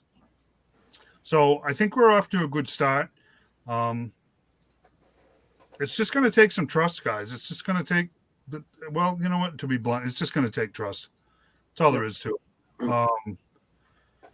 If we as administrators find out that somebody in the group is taking advantage of somebody else, they're only going to do it once. Yep. And I guarantee you, somebody in this group will find a way to make it up to you. And it may not even be one of us four. Somebody will find a way to make it up to you. I mean, I think that's just kind of what we're dealing with here. So we have a lot of fun, and we show things that we're doing, and, things that are coming and things that have been. And that's all part of trying to build a real community here. I'm reminded the first time I met Rick was at the last Nerdy Yard sale. And we had a great conversation. Geez, it was 4 or 5 of us and a number of other guys that were popping in and out. What did we talk for 2.5 hours, 3 hours? Every bit of it. I was sitting there. I had a Justice League T-shirt on, and this is what it comes down to for me. And this is why we don't trust. Rick made the statement to me. We were talking about the stereotypes and all of the stuff that we collectors have gone through. And let's face it, I guarantee you there's probably still a decent number of people that are on our page that still are, closeted collectors, right? They really don't talk about it.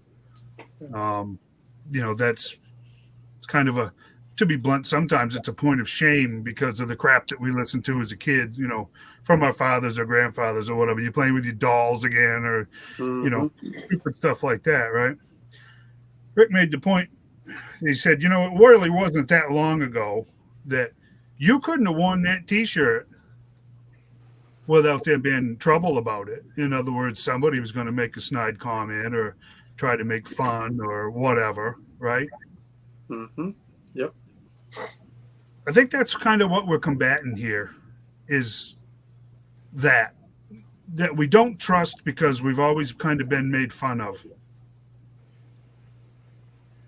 There's something, we're man children, or what was that thing? What was that thing a couple of months ago? Not months, it was weeks. You remember that whole thing that came out in the news about toy collectors? I've been trying to forget it. I don't remember. You remember there was another, they had made up another, the cool kids had made up another name for us. Yeah. That's what it boils down to, right? The cool kids had made up another name for us because the old ones don't work anymore or whatever. And to that I say whatever. I think that's where a lot of the distrust comes from. That we really don't know what it's like to be part of a community. And let's face it, in years past, we had a lot of talking tonight about retailers and small shops and stuff like that. You guys all have experienced it too. That there were times in the past when if you did find somebody that had something you wanted, 9 times out of 10, they were trying to rip you off. Mm-hmm. Because most of the time, to be perfectly honest with you, they were antique dealers, right? They weren't toy guys. These were antique dealers that happened to find something in an attic or an estate sale, and figured they placed their own value on it because it was from circa 18, whatever. You know how that goes. It's going to take us some time, just like this show. It's going to take us some time to find our footing, to wade through the technology for everybody to get comfortable. And it's going to take some time to build this community. So hang in there. Subscribe to this show. Right? We're going to do it. We're going to be alternating Sundays and Monday nights from now on to accommodate everybody's schedules. Right? We know that now. Okay? So next week, when are we on? Monday. When are we on after that? Sunday. Count on it, right? Or watch it later, however it works for you. The other thing is to start promoting it in your groups. Do it just 4 old guys sitting around talking about stuff that actually matters to us, right? The likelihood of you getting some big news scoop from any of us is about 0, right? One of us, to be blunt, one of us has some connections with toy manufacturers, right? And probably could come up with information that somebody else isn't going to have. The rest of us don't. We're not going to get the big scoop. We're certainly not going to be spreading rumors, which none of us are going to do that, right? We're not going to tell you. No one is going to tell you that something is on shelves when it's not. Rick is not going to tell you that something is coming out when it's not. We're not going to sit here and speculate, we're never going to be. We're always going to look out for you. We're not ever going to be kissing the butt of the toy manufacturers either for them to tell you what they want us to tell you. If it's cool, it's cool. If it's not, it's not. And that's what we're going to tell you, because that's all part of community too. It's all about building trust and being straightforward with each other. Like to get to the point where you can trust us as much with the information that we give you as you would with the dollars that we might spread amongst each other, trading or buying, or even like Rick said, if you have to hide something, go to the bath towels and hide something. Just, hey, X is at whatever. I know that's not a big, huge thing to talk about tonight, but I think it was necessary to kind of get everybody on the same page. I think we've got a real shot at doing some really important, some really great things with this group. I really do. We'll see. Without support, without a community, it will be very hard to do those things. It's an invite, I guess, to take part in that, because, like I said, we've got some ideas. I don't think anybody's ready to share them yet, but probably won't be too long before we've got a real good gauge on what we think we can and can't do. If you have something that you want to participate with this show on, let us know. I mean, this isn't the us show, right? I mean, this is the 4 of us that, to be blunt, this is the 4 of us that's willing to do it right now. That doesn't mean that there isn't somebody else in the group that might want to do a segment, might have something they want to talk about, might have a tip or a trick, or you want to walk around in your man cave and show us your collection. That could happen. This is, like I said, this isn't the us show. I don't think any of us are so arrogant to think that. We're just kind of having fun. We're trying to do something here. That's all. Most of you have probably heard it before. If you ever listen to the podcast, you heard me say I grew up in the state of Maine, which is a large state of, back in my childhood and teenage years, of under 1 million people. That was very spread out. It's one of the most sparsely, I think it was number 2, second most sparsely populated state in the country. I never even met another collector until I was well into my 20s. And that was by accident, late one night at a store because he was looking for stuff and I was looking for stuff. We did not instantly become friends, never saw the guy again. Moved down here. Now, all of a sudden, I got you guys. And out of the blue, it's just like, yeah, I'll get that for you. Or, yeah, I'll hold that for you. Or, hey, would you hold that for me? Or, you know what I'm saying? Instantly. Just like that. After, well, at that point in time, 52 years of my life, all of a sudden, I've got friends. I've got other collectors. I've got the actual beginnings of a community. Maybe it's just sentimental on my part, but I would really like to see that expanded. And I'd like to see more people actually experience that, collecting is supposed to be a fun thing. And I'll be perfectly honest with you, it's not supposed to be a solitary thing. I mean, seriously, if you can't share this collecting, if you can't share your collecting and you can't even share your own collection, then maybe it means a little bit too much to you. Do you understand what I'm talking about? Yep. And I'm more than willing and ready after all of these years to share my collection, to share my ability to collect. There's some cool stuff out there. Look at the pictures that John just showed us from 40 years ago. That's a blast from the past. Like those MASH figures, I'm actually kind of fascinated by those because I remember those. I never bought them, but I remember them. I haven't seen any of those since, Lord, probably 83 or 84. I don't think I haven't seen any of those since. It's just we got an opportunity here, guys, and I hope more of you come up and out of your shell and start participating in the group and start posting and want to get involved with this. Dave, explain your 10 hut thing again. 10 hut it's basically every week I want to interview a member of the group, right? So that we have an opportunity to get to know them. We did it in long form. It was too long form for most people when we were doing the podcast. I've shaved it down. I've reworked the questions. 10 hut is 10 questions in now 30 minutes, right? I'll ask somebody 10 questions. Everybody every week gets the first same 9 questions.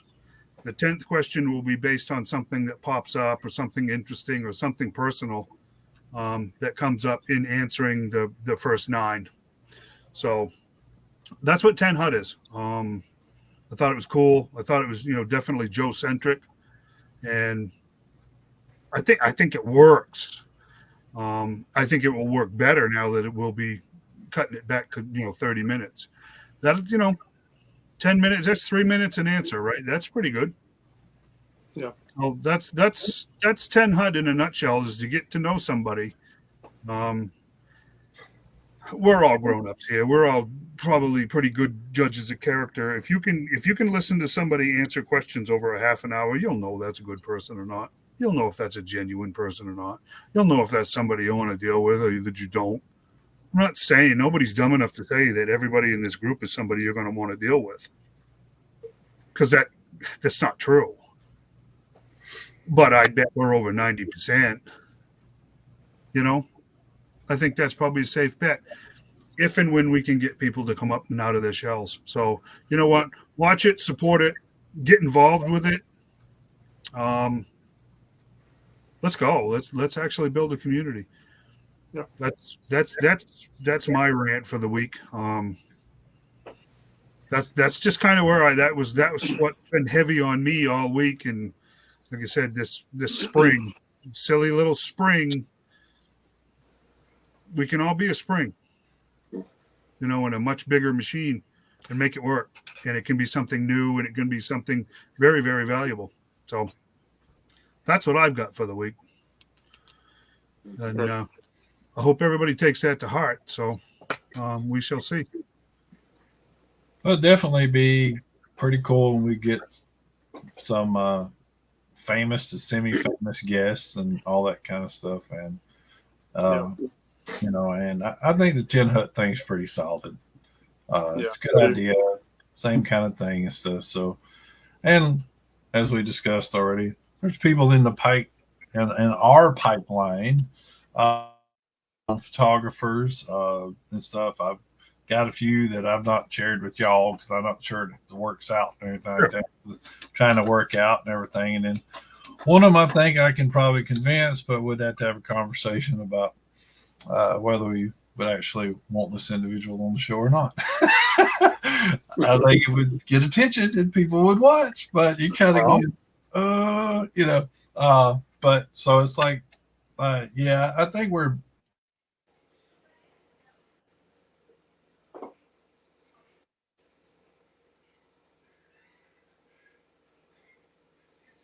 What the world? Wow. Oh, look at him. He just discovered we all disappeared. That's one of those. And at this exact moment. But I think a lot of the character to the show will be the Tin Hut. I think eventually we get some rolling things, and me and the rest of the guys have just become fodder, and the Tin Hut have become the main attraction to watch. Basically. Yeah. Well, it's not you Crimson Guard hoarder. You. Yeah. I'm talking about for the guests. I mean, For the guests, absolutely. If we, absolutely, if we were to get like,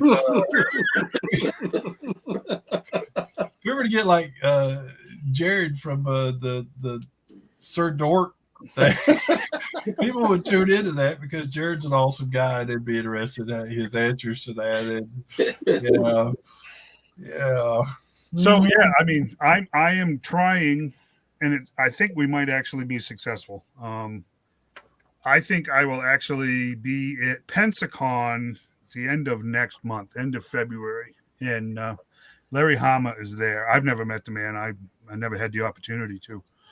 I probably said this before, but anyways, you know what? I'm going to ask him. I'm going to ask him if he'd do it. Oh shoot, yeah, This is. I'll give him. I'll be fair. Like I have most everybody else that's asked, anyways. I'll give him a copy of the questions. It's not a gotcha thing. I think it would be interesting to. I don't even want to talk about comics with him. I'd be more curious to see what he does. You know, what do you collect? What are you?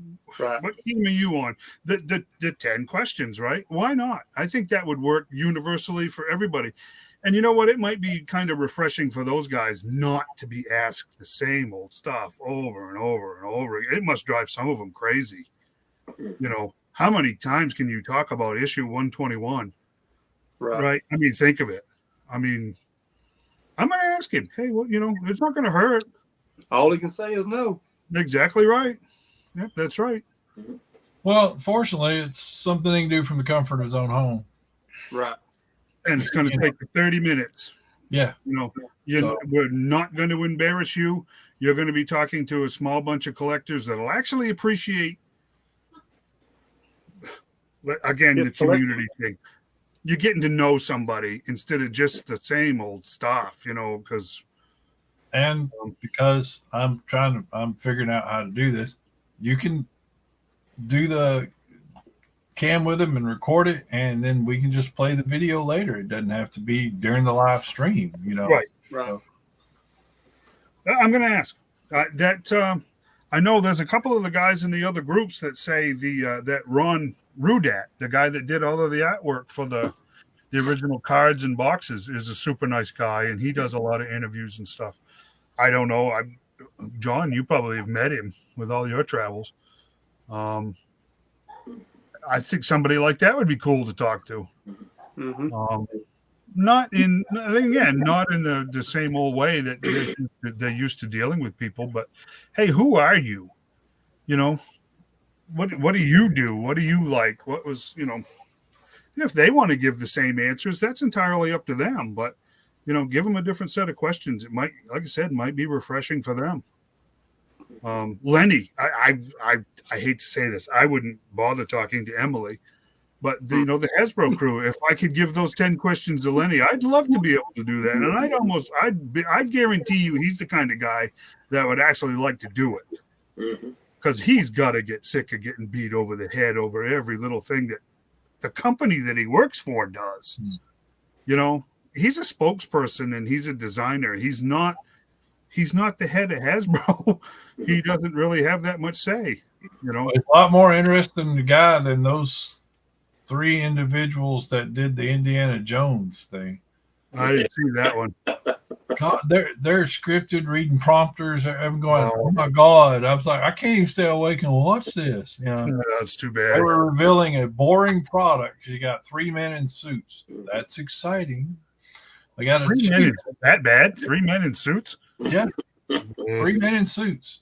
They said later on we'll do the Temple of Doom, and then we'll do the shirtless one where he's all sexy and all or whatever like that stuff. And they're going to release a short round figure in the future. But what they announced and showed was 3 men in suits and a chick in a dress that they were happy because of the pattern of lace that they found. I'm going,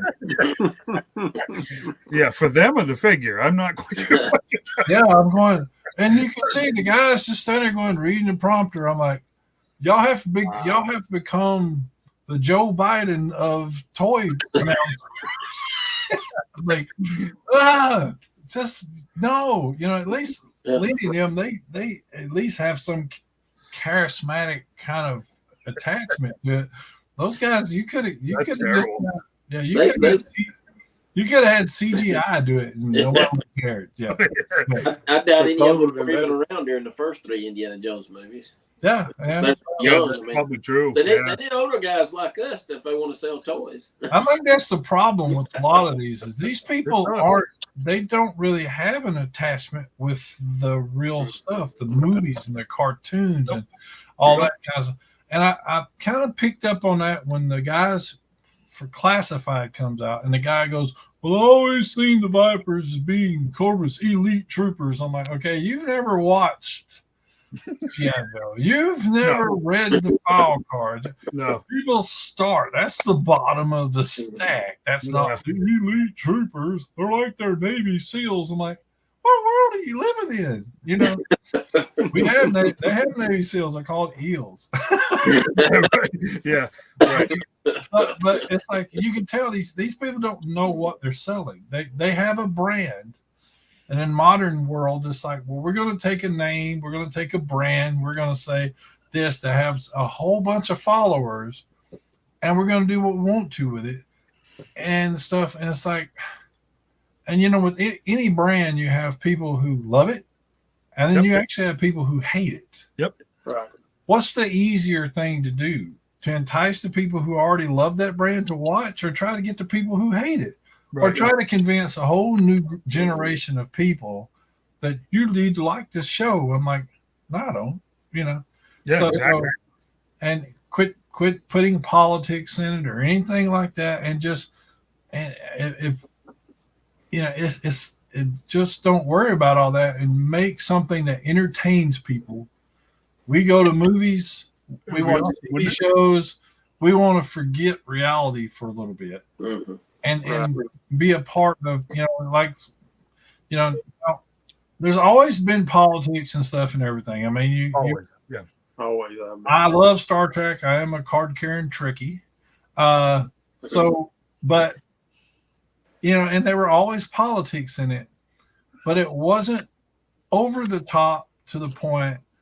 And then there's this whole thing nowadays where in order to build up a character, you have to tear down all the other characters with it. Yeah, exactly. It's like with the G.I. Joe original 13, modern world would be, well, Scarlet's got to lead them and everybody else got to be dummies. And because, well, since we don't really know about Snake Eyes, he can kind of be there because he's super Goku ninja guy and all that and has superpowers and all that and stuff. So but everybody else would have to be idiots and she'd have to save all of them, right? Instead of like the original where she was just a very skilled combatant fighter that fought alongside these guys that were there, that would support them, they support her, they did. I mean, that built stuff. and had a conversation the other day with about the Mary Sue aspect of that, like they like to put in stuff. And because I was talking about the Stranger Things, and parts 1 and 2 were outstanding. Part 3 got all political. It got very feminist kind of stuff. Oh yeah. And I'm like, I'm not gonna. So I didn't watch 4. But they're like, well, it's changed. It's got this and all that stuff. I'm like, because you already had a show with a badass 11. She just that gal just got it going on and stuff like that. So you had your representation. You had male characters that did their part fine. Why mess with stuff? I don't understand why. And then they had to make the boys to be idiots, basically. Yeah. And it's like, why? But no, they're on a roll. You got to mess with stuff like that when you already had. I don't know. It's like you got a recipe for an award-winning pie every year, and you want to go, well, I'm going to change that. This year, I'm not going to put this ingredient in it. And then you go, paprika can I stuff into this apple pie? Because that's exactly what they're doing. And then and then they submit it and it doesn't win. They go, I always win. These people just don't like me because of this. Exactly. I'm like, you changed your recipe. Yep. What was successful? Leave alone. New Coke, good example of that. Well, that's my preaching. I'm the former preacher here. John's the current preacher, but that's my soapbox. Next. I don't think I can follow that up. All truths. I mean, 100%. Yeah, we're all seeing it. And I mean, when you get to the point when we're looking at even those particular politics agree with, they're even going, this is too much. You know what I mean? This isn't escapism anymore. This isn't, what that term they use, the suspension of disbelief, right? Mm-hmm. We're just not. We've gone so far beyond that, and I don't want to. We would touch and go with some of the politics stuff before with the podcast. We don't really need to do that again unless we absolutely need to do that again. And you guys know what I mean. But I don't. I kind of came to the conclusion a couple of weeks ago, and I couldn't. My wife and I. It seems like we've spent the last few years griping and complaining about everything, right? This movie, when's the last time you saw a good movie? When's the last time you read a good book? When's the last time, when's the last time you heard a good song come out, that was new? I mean, on and on and on. When's the last time you saw an original script in a movie? And it kind of hit me that there's a reason, and I say this to you guys because you're going to agree with me. I know you will. There's a reason that we've seen it all 10 times. It's because we've been around longer than the people that they're marketing this stuff to. You do realize that most of the people that are going to the movies and watching TV and that are the main consumers of this stuff haven't seen it 10 times because they ain't been around long enough to see it 10 times. Mm-hmm. Right? That same old rehashed, stupid story that was good the first 2 times and has been terrible for the last 8 is all brand new to them. Right? So when we see our heroes and our characters and our groups torn down and reassembled into something that we don't even recognize, we got to come to grips with the fact, guys, that they're not marketing that to us. We're not their intended audience. So we can complain and we can be, we're not boomers, but that okay boomer attitude because we're just old grumpy, people that are set in our ways or whatever. They don't understand our half of the equation and we don't get theirs because we've actually forgotten. We've actually forgotten what it was like when it was all fresh, right? We've actually forgotten what it was to have a story told to us that we hadn't heard 100 times, right? Or seen a movie that we hadn't had 100 times. The truth is, guys, we had it better than any generation ever. We had Star Wars, right? All of us were under 10 years old when Star Wars came out. That changed the freaking world, right? Yep, most of us were barely 10 when Indiana Jones came out. We've never seen anything like Indiana Jones. We had fresher eyes, than we do now. We're looking to rebuild something that we just can't have back. And they're looking to give these next generations something that they can't have. So I think sometimes maybe we ought to cool our jets a little bit and be a lot more thankful for what we had and what is being given back to us. Right? Because these younger generations don't have that. Pokemon, let's face it, Pokemon was the closest thing to being a cultural event that most of these kids have. And the other one would be Harry Potter. Right? John's showing us pictures of how many different toy lines just from the 1980s when he goes to one shop. Yep. Man, we had it the best. And I don't know, again, soapbox stuff, but maybe we shouldn't, I'll be blunt, bitch and complain so much about the stuff that we have.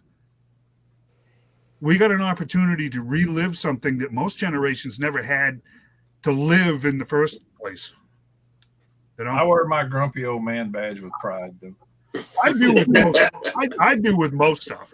Me too. But sometimes the bitching and conviction on our part gets a little old too, because you know what, man, we still got it pretty good. Remember the 90s? All we really had was the rehashed Star Wars stuff. You know what I mean? We weren't interested in that modern Joe stuff back then. We saw it, and it was kind of like, that's not the same. Because we forgot. They weren't marketing to us. It wasn't for us. I don't know. That's kind of where I'm at.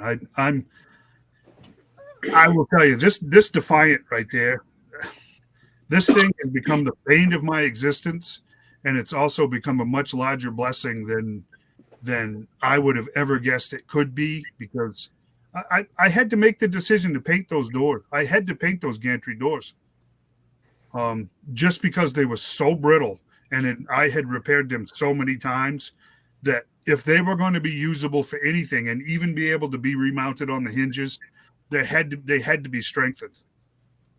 So I painted them. You're going to save it? You know what I mean? We're going to be a purist and let it sit on the floor, and they'll never be attached to that gantry again because, oh, you can't paint that. Or you're going to paint it and go, hey, you know what? That sucker's got flaws just like I do at my age. You know?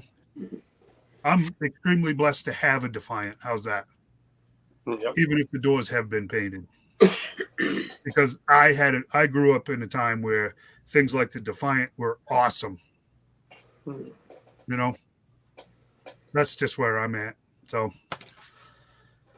less complaining and more enjoying. How's that? That's my goal. But I enjoy complaining. Actually, don't get me wrong. I'm not complaining that they are trying to revitalize so many old lines. But when you change the characteristics of something, it's not the same. Then it doesn't. It's not that property anymore. Exactly. And the good old days of G.I. Joe, if y'all remember now, about every year we got new Joes, new Cobras. Then the next year we got new Joes, new Cobras. Yeah. They would still have some of the old ones. We'd still see Duke around. Then we got Flint, and Flint was awesome. And then later on we got the head guy, Hawk and stuff. And it's like, we didn't care because these are new Joes, but they don't. They take Duke and then they say, well, this is Duke. Like, that ain't Duke. That's like, Mustang now. Ford's going to use Mustang to describe a line of cars. Yes. Ford. Yeah. Stuff. I'm like, that's not a Mustang. Right. That's not a Mustang. And stuff. And you take Ford Bronco. I think they've redone that. It doesn't quite. It's like, and the problem is there were cars that were older that you could have used. Like Ford could redo the Maverick. They did. They did? You can't get one. They did it in 2022. No, seriously, it's a mini pickup. It looks like the Honda Odyssey. It's made out of all the same parts. It's just like the original Maverick. It's made out of parts that they already have for all of the other cars. Starting price for a 4-wheel drive Maverick is $19,000. Does it still blow up when you hit it from behind? Hard telling. I mean, there's a 6 to 9 month waiting list for them. Pinto, wasn't it? Yeah, okay. The Pinto, Pinto, well, yeah. the ambulances blew up if you filled them up over half a tank. The Pintos were they were like the Vega. They rusted in the showroom. I mean, they were bad. But no, they making the Maverick again. See, that generation doesn't know the Maverick was never a pickup. Yeah. But they had like what you just described. They could have done an El Camino. Right. And people go, "Oh, that's kind of an upgrade for the El Camino." You kind of go, "Yeah." But I don't know. It's like, well, that's a cool name. Let's just make this. I'm like, well, that wasn't what it was. When you say that, people are going to expect certain things. So, I mean, it's kind of like if tomorrow someone goes, "Oh, well, we want to get together and do another webcam, and Dave's going to join us." I'm going to assume it's you. Yeah. And then if I sign on this other guy named Dave, I'm like, okay, I don't know this Dave. It's Dave. Dave, just better. Yeah. He's younger. Hair. He's younger. He's hipper. He has hair. He's thinner. All of the things that I used to be. And that's my thing. It's like Judge O was never to the point where it was static with its characters. No. So grow the line. Don't twist and manipulate stuff already. And that's the issues I have. It's like grow, but that's your problem. You were kind of describing. There's no imagination. There isn't any. Whatever it is goes into what the 2000s really had. Their culture was video games. Yep. Right. Everything was video games. There's whole stores full of nothing but video games, posters to them, toys to them, costumes, everything. That was a whole cultural thing for them. So, But look at seriously though, look at what's happened to the video game industry. It's in full on collapse because the creativity on that has run dry. Oh yeah. So I mean, it's like I think in a weird way, I think we have to go quite a bit backwards to get back on a decent track to be able to move forward, because we're not moving forward. We're just spinning our wheels. It's just they've tried that with like Tomb Raider. My daughter is a huge Tomb Raider. Yeah. And they redid Tomb Raider. Yep. But unless someone told you that was Tomb Raider, right, you wouldn't know. Nope. And that's the problem I have with like a lot of Marvel movies and stuff now is people have to tell me who these characters are. Right. Characters I've been reading comics of since I was old enough to look at a comic book. I'm going, right, who is that? Oh, it's so and so. I'm like, no, it's not. Yeah, it didn't look nothing. Of course, because they can't write anymore. They have to include actors' faces to show emotion and stuff. So it's like you have characters that you never seen their face in the comics and stuff. But now you do, and I'm like, that's not that character. Right. That's not who stuff. And it's like Carl Urban played like the two Judge Dredd movies they've made, along with Sylvester Stallone. Yep. He never had that helmet on, but maybe like 5 minutes of that whole movie. Right. And if you know Judge Dredd, he never takes it off. Right. More than the Mandalorian thing. But Carl Urban played that, and that was a great movie. Actually, cut off. And you've seen plenty of emotion, all that kind of stuff, because the people that wrote that knew how to write that movie. That was a very powerful movie and stuff, and I wish they'd do a part 2. Of course, they won't, because it didn't make any money because the audience didn't know what to do with it. Well, it's I think it broke about even when you add the worldwide thing on the stuff, which is not good, but because they blame this, that, and the other. But at the same time, it's like you took a property that people aren't really familiar with, and they didn't really go into much about the character. It just kind of picked up and started assuming everybody knew what was going on. And I'm like, right. I need a little bit more explanation, and stuff. And they, a lot of people didn't know the movie was playing. They had sucky PR. It's like, because that's Judge Dredd. But I'm like, there's a small cult of people who just love Judge Dredd. Yep. but kind of like the Aliens movies. Aliens movies don't really make bank money. They make money. Mm-hmm. But there are people who love the movies, and I'm one of them. Aliens, Predators, all that stuff. If there's a new one coming out, I'm gonna go. Right. So it's like, and especially if it's got Sigourney Weaver in it, then that's continuing the That timeline. Yeah. her saga with that, and I really like that. There's but anyways, yeah, I'm off my soapbox again, and we're over our limit, but We're over it. yeah, couldn't let Dad knock me down there and me not explain myself. Well, exactly right. No, but that's great points all around, especially mine. I mean, that's what I